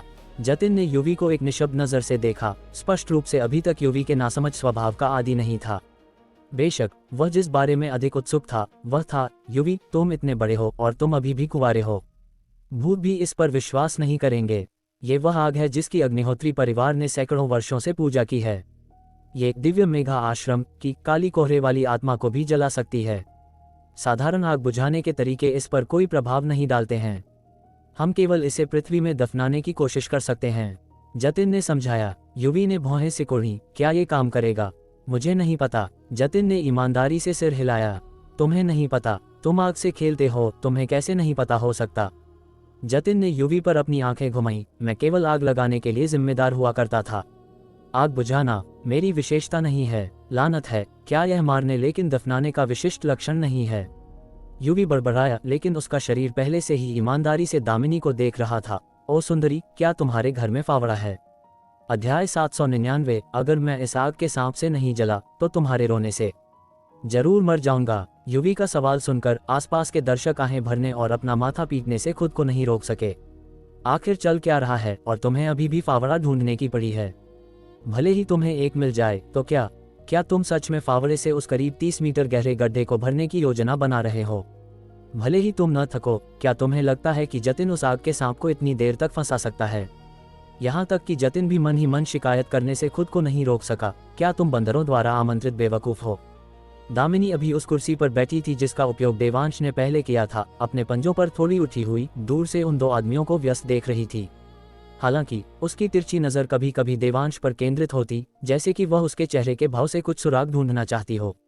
दुर्भाग्य से पहले से लेकर अब तक, चाहे जतिन की हरकतें कितनी भी चौंकाने वाली क्यों न हो, वह शांत पानी की तरह शांत रहा, जैसे कि जतिन की हरकतें उसकी आंखों में बिल्कुल सामान्य थीं। उसने पहले ही हर कीमत पर उसकी पहचान की जांच करने के लिए लोगों को भेजा था, लेकिन चाहे उन्होंने कितनी भी खोज की हो, निष्कर्ष हमेशा यही था कि वह केवल एक साधारण व्यक्ति था। अधिक महत्वपूर्ण बात यह है कि 2 या 3 साल पहले वह पूरी तरह से एक बेकार आदमी था। ये पिछली सर्दियों तक नहीं था कि वह अचानक जाग गया और फिर बेवजह अमीर हो गया। कहा जाता था कि वह मुंबई के एक अमीर परिवार, कपूर परिवार की युवा मिस रिया का रखायल बन गया। यही कारण है कि उसके पास अंतहीन पैसा था। और कपूर परिवार द्वारा हाल ही में लॉन्च किया गया निर्मल जल ऑनलाइन अविश्वसनीय रूप से लोकप्रिय है, जो हर दिन अरबों रुपये लाता है। ये बता सकता है कि वह इतनी कम उम्र में एक बार में इतना पैसा कैसे पैदा कर सकता है।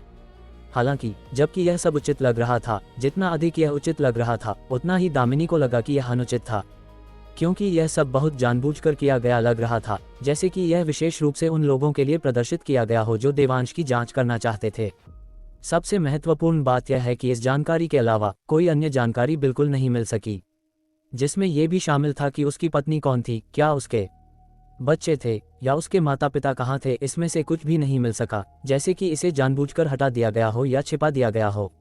हालांकि उसे अभी तक देवांश की असली पहचान नहीं पता थी, लेकिन वह इन जानबूझकर और हटाए गए या छिपे हुए विवरणों से बता सकती थी कि देवांश निश्चित रूप से एक साधारण व्यक्ति नहीं था। लेकिन वह आखिर था कौन? दामिनी तब तक हैरान थी जब तक कि युवी ने वह सवाल नहीं पूछा। तब वह वास्तविकता में वापस आ गई और अपना सिर हिलाया। उसने अपना सिर इसलिए नहीं हिलाया क्योंकि इंद्रप्रस्थ एस्टेट में फावड़े नहीं थे, बल्कि इसलिए कि उसे नहीं पता था कि वे कहाँ रखे हैं। लानत है, कैसी घटिया जगह है, उनके पास फावड़े भी नहीं हैं।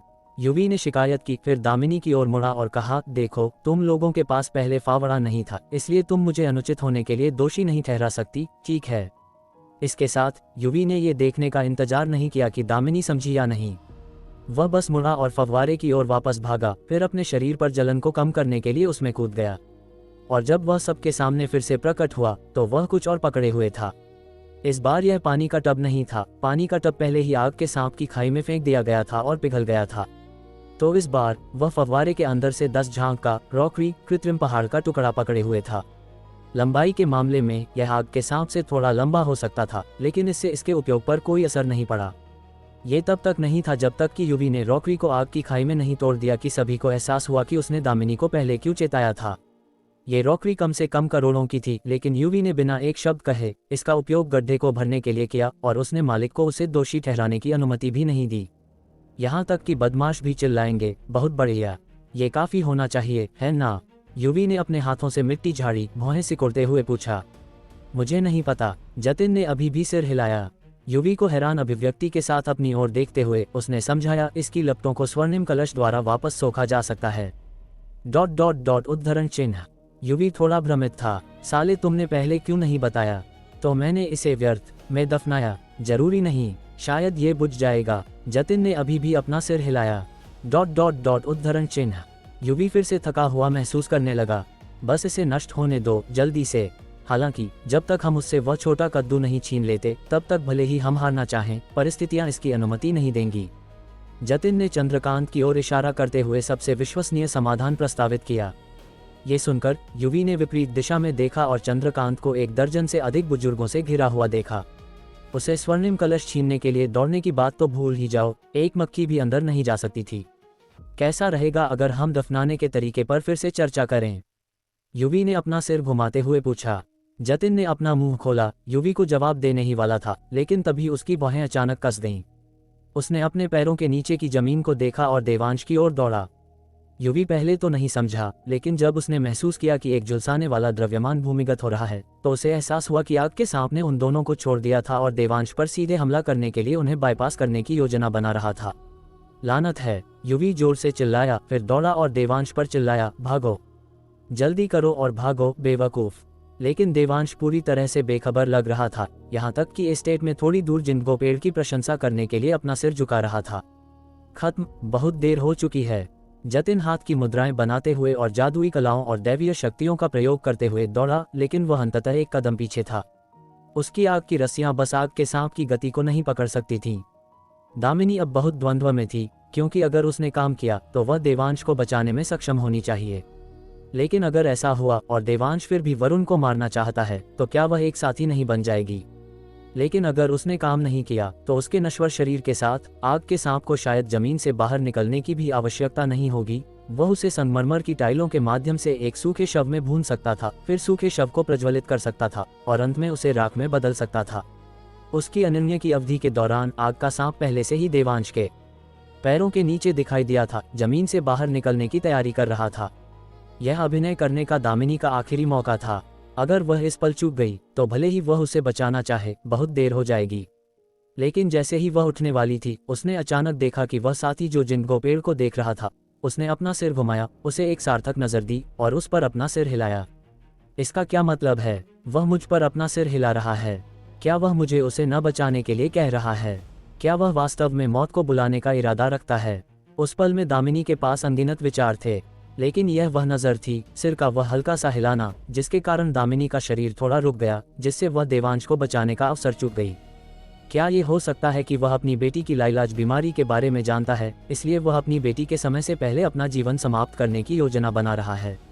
जैसा कि दामिनी ने सोचा, उसका दिल अचानक किसी चीज से जकड़ गया, जैसे कि किसी ऐसी घटना को याद करना जो उसके कोमल दिल को हिला सके। लेकिन इससे पहले कि वह भावुक हो पाती, उसने देवांश को बचाने के लिए जाने का फैसला किया। भले ही बहुत देर हो चुकी हो, वह कोशिश करने के लिए तैयार थी। हालांकि जैसे ही वह खड़ी हुई, उसने देखा कि आग के सांप का पीला सिर संगमरमर की टाइलों से फट गया, देवांश के पैर से टकराया और उसे हवा में उछाल दिया। दिखावा करने दो, मुझे मारने की कोशिश करने दो, अब देखो क्या हुआ, तुम अग्निहोत्री परिवार का उग्र भोजन बनने वाले हो। वरुण लगभग पागलों की तरह हंसा। शानाया खुराना ने भी गुप्त रूप से राहत की सांस ली, ये सोचते हुए यह आखिरकार खत्म हो गया। वरुण से ज्यादा अमीर कोई आदमी नहीं होगा और मुझे अपने मूल निर्णय पर संदेह नहीं करना पड़ेगा। जतिन देवांश को नाराज करने के बारे में थोड़ा चिंतित होने के अलावा बिल्कुल भी नहीं डरता था कि यह आग गुरु देवांश को नुकसान पहुंचा सकती है, जिनके पास वह रहस्यमय लौ थी। इस बीच युवी अपनी छाती पीट रहा था और अपने पैर पटक रहा था, लगभग फूट फूट कर रो रहा था, बार बार विलाप कर रहा था। देवांश भाई, तुम्हारी कितनी भयानक मौत हुई, जैसे कि किसी आत्मा को वापस बुला रहा हो। चिल्लाना बंद करो, तुम मेरे कान बहरे कर दोगे। देवांश आग के सांप के सिर पर खड़ा था, असहाय होकर कह रहा था। युवी यह आवाज सुनकर तुरंत जम गया और उसका विलाप उसी के अनुसार रुक गया।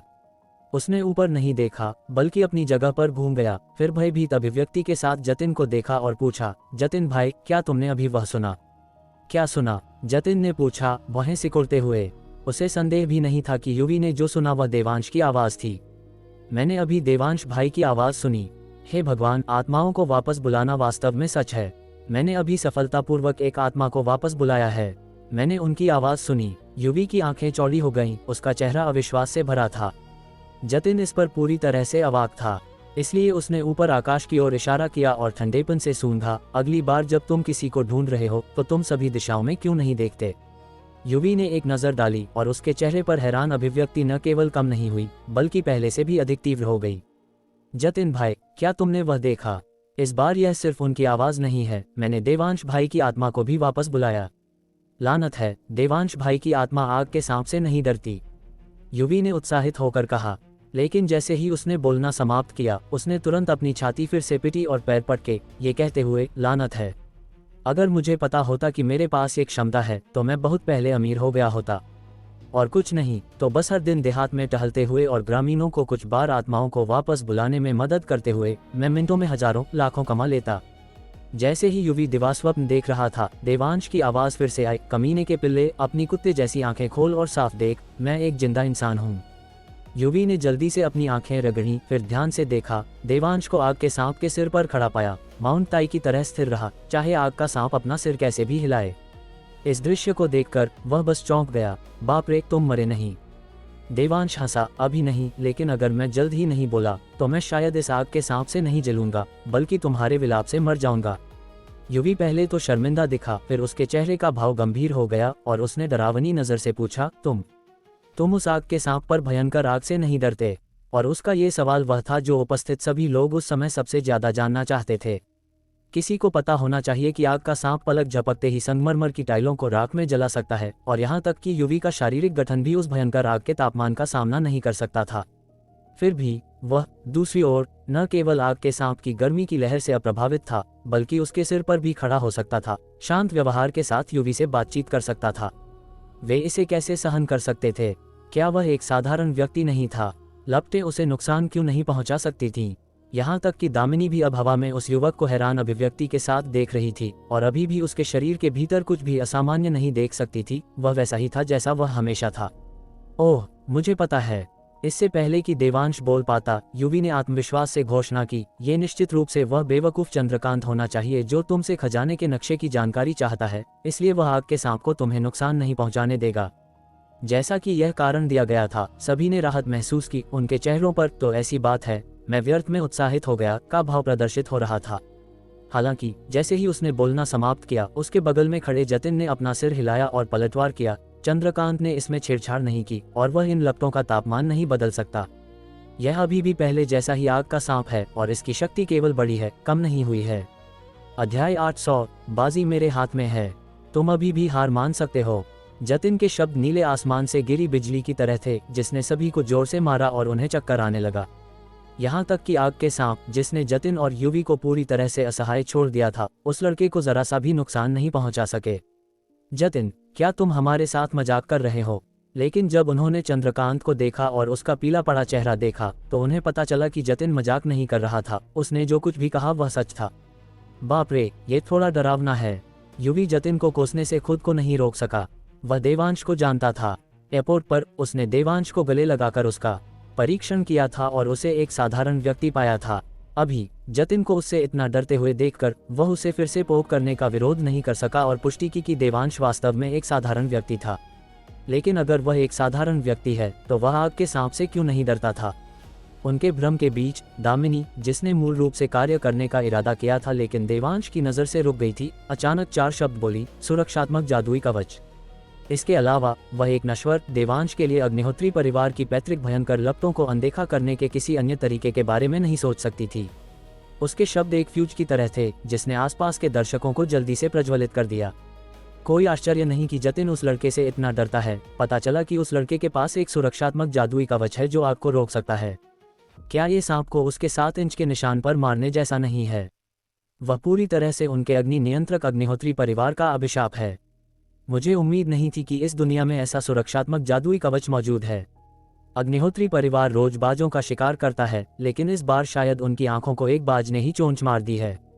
मुझे ऐसा नहीं लगता उस लड़के का सुरक्षात्मक जादुई कवच केवल आग को रोक सकता है।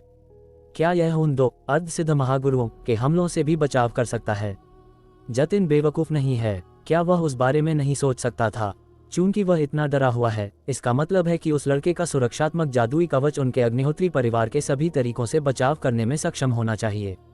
बाप रे, ये समझ में आता है। कोई आश्चर्य नहीं कि उसने अग्निहोत्री परिवार की इस तरह अवहेलना करने की हिम्मत की। पता चला कि उसके पास तो रुप का इक्का है। बस पता नहीं ये सुरक्षात्मक जादुई कवच इतना शक्तिशाली होने के लिए क्या है। मैंने बहुत पहले कहा था, वह इतना अमीर है, फिर भी उसके पास एक भी बॉडीगार्ड नहीं है। उसके पास अन्य साधन होने चाहिए। देखा, मैं सही था, है ना? भाड़ में जाओ तुम अपनी पुरानी बातों के साथ। तुमने ऐसा कब कहा था? ... चर्चाओं के बीच फ्लाइट अटेंडेंट्स के भाव काफी चौंकाने वाले थे, जैसे कि उन्होंने मक्खियां खा ली हों। इस समय उन्हें लगा कि उनकी पिछली सभी हरकतें देवांश के सामने एक जोकर के अभिनय की तरह लग रही थीं, बिल्कुल हास्यास्पद। विशेष रूप से शानाया खुराना सांप के सिर पर खड़े देवांश को देखते हुए एक मजबूत व्यक्ति के लिए प्रशंसा की एक बेकाबू भावना उसके दिल में उठी। लेकिन बहुत जल्दी उसने सक्रिय रूप से इस भावना को दबा दिया और एक तिरस्कारपूर्ण अभिव्यक्ति के साथ निंदा की। वह बस एक सुरक्षात्मक जादुई कवच पर निर्भर है। वह खुद अभी भी कचरा है। हाँ, बिल्कुल, वह बस एक निकम्मा है जो सुरक्षात्मक जादुई कवच के साथ दिखावा कर रहा है। डरने की क्या बात है? जब तक उसका सुरक्षात्मक जादुई कवच टूट जाता है, वह कुछ भी नहीं है। शानाया के बगल में खड़े वरुण ने जोर से प्रतिध्वनित किया। चंद्रकांत ने यह सुना और वरुण पर अपनी आंखें घुमाने से खुद को नहीं रोक सका। अपने दिल में बड़बड़ाया, तुम्हारे लिए कहना आसान है, तुम इसे आजमाते क्यों नहीं? हालांकि उसका दिल आक्रोश से भरा था, लेकिन उसकी हरकतें थोड़ी भी धीमी नहीं हुईं। उसने एक बार फिर तलवार की मुद्रा बनाई और देवांश की ओर इशारा किया। एक पल में स्वर्णिम कलश से दर्जनों आग के सांप निकले, जो देवांश की ओर बढ़े। तुम्हारे पास एक सुरक्षात्मक जादुई कवच है ना? ठीक है, देखते हैं कि क्या तुम्हारा सुरक्षात्मक जादुई कवच अधिक शक्तिशाली है या मेरे अग्निहोत्री परिवार का ये पैतृक खजाना अधिक मजबूत है। पलक झपकते ही दर्जनों आग के सांप देवांश के सामने गोली की तरह आए, उसे घेर लिया, लेकिन वे करीब नहीं आए, केवल उसके चारों ओर चक्कर लगा रहे थे। इस समय चंद्रकांत ने हवा में चिल्लाया, मिस्टर ठाकुर, भले ही तुम्हारे पास आग से बचाव करने वाला सुरक्षात्मक जादुई कवच हो, तुम बिल्कुल भी इस 10,000 डिग्री उच्च तापमान की निरंतर चिलचिलाती गर्मी का सामना नहीं कर सकते। जब तक तुम खजाने का नक्शा सौंपते हो, मैं पुरानी बातों को भूल जाऊंगा, कैसा रहेगा? जतिन ये सुनकर लगभग पागल हो गया, उसका चेहरा तुरंत चंद्रकांत के प्रति उपहास से भर गया। दूसरी ओर देवांश मुस्कुराया और ताना मारा, कैसा रहेगा अगर तुम पहले मुझे दोष देने की कोशिश करो। देखते हैं कि क्या तुम पुरानी बातों को भूल जाते हो या तुम अपना खुद का विनाश लाते हो। अच्छा, मैं तुम्हें जीने का मौका दे रहा हूं, लेकिन तुम इसकी कद्र नहीं करते, तो मुझे कमजोर को धमकाने के लिए दोष मत देना। चंद्रकांत ने एक विकृत चेहरे के साथ बोलना समाप्त किया, अपने दाहिने हाथ को कसकर बंद कर लिया। दर्जनों आग के सांप तुरंत कस गए, देवांश को तुरंत घेर लिया और फिर उसे 10,000 डिग्री उच्च तापमान के साथ झुलसाना शुरू कर दिया, जिसे साधारण लोग सहन नहीं कर सकते थे। दर्शकों के बीच कुछ डरपोक महिलाएं इस दृश्य को देखने के बाद डर के मारे चिल्ला पड़ीं। बाकी दर्शकों ने भी गंभीर देखा और वे सभी अपने दिलों में विचार करने लगे कि अगर उन्हें अग्निहोत्री परिवार का सामना करना पड़ा तो क्या उनके पास जीवित रहने का मौका होगा। तब उन्हें अपने दिलों में राहत महसूस होने लगी कि वरुण ने केवल पहले बात की थी, नहीं तो अगर वे वास्तव में लड़ना शुरू कर देते तो वे शायद इन आग के सांपों के हमलों का सामना नहीं कर पाते। इसके अलावा कोई नहीं कह सकता था कि उनके अग्निहोत्री परिवार के अग्नि नियंत्रक स्वर्णिम कलश में अभी भी कितनी पैतृक भयंकर लपटें थीं। यहाँ तक कि हरीश शाह भी इस दृश्य को देखने के बाद चुपचाप महागुरु भीष्म से पूछने से खुद को नहीं रोक सके, महागुरु भीष्म, यदि आप अग्निहोत्री परिवार के खिलाफ होते तो उनकी भयंकर लपटें। हरीश शाह ने पूरा नहीं किया, लेकिन महागुरु भीष्म उनका मतलब समझ गए, इसलिए उन्होंने जवाब दिया, मिस्टर शाह, निश्चिंत रहें, अगर वास्तव में लड़ाई होती तो उनके अग्निहोत्री परिवार के अपने तरीकों का उपयोग करने से पहले ही लड़ाई खत्म हो चुकी होती। ... विस्मयादिबोधक चिन्ह, विस्मयादिबोधक चिन्ह, विस्मयादिबोधक चिन्ह, उद्धरण चिन्ह। ये सुनकर हरीश शाह हैरान और खुश दोनों थे, यह महसूस करते हुए कि महागुरु भीष्म को आमंत्रित करने के लिए बड़ी रकम खर्च करना उनके जीवन का सबसे सही निर्णय था। हैरानी की बात यह थी कि अग्निहोत्री परिवार की पैतृक भयंकर लपटें भी इतनी शक्तिशाली थीं, फिर भी एक महागुरु के सामने उनके पास अभिनय करने का मौका भी नहीं था। इससे पता चला कि एक महागुरु कितना शक्तिशाली था, वास्तव में दुनिया का शिखर। उनके पास खड़े दर्शक सभी उनकी बातचीत सुनकर भयभीत भाव दिखा रहे थे। कुछ तो अनजाने में पीछे हट गए, इस डर से कि वे गलती से महागुरु भीष्म को नाराज कर सकते हैं, जो उनका अंत होगा। हवा में दर्जनों आग के सांपों के देवांश के चारों ओर लिपटे होने के बाद सभी ने देवांश के चारों ओर एक हल्की सुनहरी रोशनी देखी, जो आग के सांपों के शरीर को रोक रही थी और उन्हें पूरी तरह से अलग कर रही थी। ये वह सुरक्षात्मक जादुई कवच होना चाहिए, है ना? ये वास्तव में चमत्कारी है। भीड़ में लोग लगातार इसी तरह के विस्मय व्यक्त कर रहे थे। चंद्रकांत ने ये देखते हुए ठंडेपन से कहा, मिस्टर ठाकुर, मैं देख रहा हूँ कि तुम्हारी सुरक्षात्मक सुनहरी रोशनी कोई खास नहीं है। कुछ ही समय में यह मेरी पैतृक भयंकर लपटों से पूरी तरह जल जाएगी। अभी आत्मसमर्पण कर दो और मैं अभी भी तुम्हारी जान बख्श सकता हूँ। ऐसा न हो कि लेने के देने पड़ जाएं। देवांश, जो निलंबित आग के गोले में था, ने ये सुना और तुरंत जोर से चिल्लाया, बाजी मेरे हाथ में है। तुम्हारे लिए आत्मसमर्पण करने में अभी भी बहुत देर नहीं हुई है। जैसे ही ये शब्द निकले, आमतौर पर आशावादी और हास्यपूर्ण युवी भी दंग रह गया। तुम लगभग भून चुके हो, फिर भी तुम कह रहे हो कि बाजी तुम्हारे हाथ में है। यह बाजी कहाँ है? क्या इसे भूनकर तुम खा गए? आसपास के दर्शकों ने भी एक सुर में अपना सिर हिलाया। उन्होंने ऐसे लोगों को देखा था जो मरते समय भी जिद्दी थे, लेकिन उन्होंने कभी किसी को देवांश जितना जिद्दी नहीं देखा था, जो मरने से पहले ही जिद्दी था। पागल, मैं तुम्हारे साथ और शब्द बर्बाद करने में बहुत आलसी हूँ। भाड़ में जाओ और भूतों से मिलो। चंद्रकांत ने एक ठंडी चीख निकाली, अपनी 5 उंगलियों को फिर से भींच लिया। आग के सांपों को तुरंत एक आदेश मिलता हुआ प्रतीत हुआ। अपने शरीर को पागलों की तरह कसते हुए देवांश के चारों ओर सुरक्षात्मक सुनहरी रोशनी को चकनाचूर करने की कोशिश कर रहे थे। बस एक पल में सभी ने हवा में सुनहरी रोशनी के बिखरने की चटकने वाली आवाज सुनी और इसलिए एक एक करके वे अपना सिर हिलाने और आहें भरने से खुद को नहीं रोक सके। सभी इस बात पर विलाप कर रहे थे कि देवांश को दिखावा करने के लिए बिजली का झटका लग रहा था। खैर, अब क्या, तुमने अभी डींगे मारी और अब तुम्हें प्रकाश की गति से चेहरे पर थप्पड़ मारा जा रहा है। बस मुझे बताओ, क्या तुम्हारे चेहरे पर दर्द हो रहा है? हालांकि जब सभी ने सोचा कि सुनहरी रोशनी के बिखरने के बाद देवांश शून्यता में वाष्पित हो जाएगा, उन्होंने देखा कि आग के गोले के भीतर देवांश ने वास्तव में अपना हाथ सुनहरी रोशनी के बाहर बढ़ाया। बाप रे, क्या वह लड़का भयंकर लपटों से भूनकर बेवकूफ़ हो गया है? क्या वह खुद को जलाने की कोशिश कर रहा है? देवांश भाई, इतने उतावले मत बनो, थोड़ा और रुको, मैं जाकर स्वर्णिम कलश छीन लाता हूँ। युवी ने कहा। अग्निहोत्री परिवार पर हमला करने ही वाला था, लेकिन जतिन ने उसे रोक दिया। युवी गुस्सा होने वाला था, लेकिन तभी उसने जतिन की आवाज़ सुनी, तुम्हें खुद इतना उतावला नहीं होना चाहिए। अपनी आंखें खोलो और साफ देखो, क्या वे भयंकर लपटें उसे ज़रा सा भी नुकसान पहुंचा सकती हैं? इन शब्दों पर युवी और भीड़ ने जल्दी से ध्यान से देखा और फिर उन्होंने देवांश का हाथ देखा, जो सुनहरी रोशनी से बाहर निकला था। उसने एक उल्टे हाथ के साथ एक आग के सांप के सिर पर थप्पड़ मारा। इससे पहले कि वे प्रतिक्रिया भी दे पाते कि क्या हो रहा है, उन्होंने स्पष्ट रूप से देखा कि जिस आग के सांप को देवांश ने थप्पड़ मारा था, वह एक पल में पूरी तरह से गायब हो गया।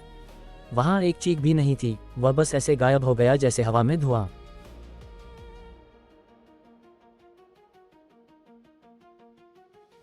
ईमानदारी से कहूँ तो इस एपिसोड के अंत में मुझे सबसे ज़्यादा जो लगा वो ताकत नहीं थी, वो नियंत्रण था। देवांश ने एक भी बड़ी घोषणा नहीं की, कोई लंबा उपदेश नहीं दिया, बस एक हल्की सी हरकत और पूरा मैदान चुप हो गया। मुझे लगा जैसे लेखक ये कह रहा हो कि असली दबदबा शोर में नहीं, आत्मविश्वास में होता है। जतिन का फैसला भी यही चमकता है। उसने परिवार नहीं छोड़ा, उसने डर छोड़ दिया। और चंद्रकांत, मुझे लगता है वो पहली बार समझ रहा है कि विरासत आग से नहीं, समझ से चलती है। अब सवाल यह है, जब आग भी बेअसर हो जाए तो अग्निहोत्री परिवार अगला दाव क्या खेलेगा? आप क्या सोचते हैं? अब सबसे बड़ा खतरा बाहर से आएगा या अंदर से?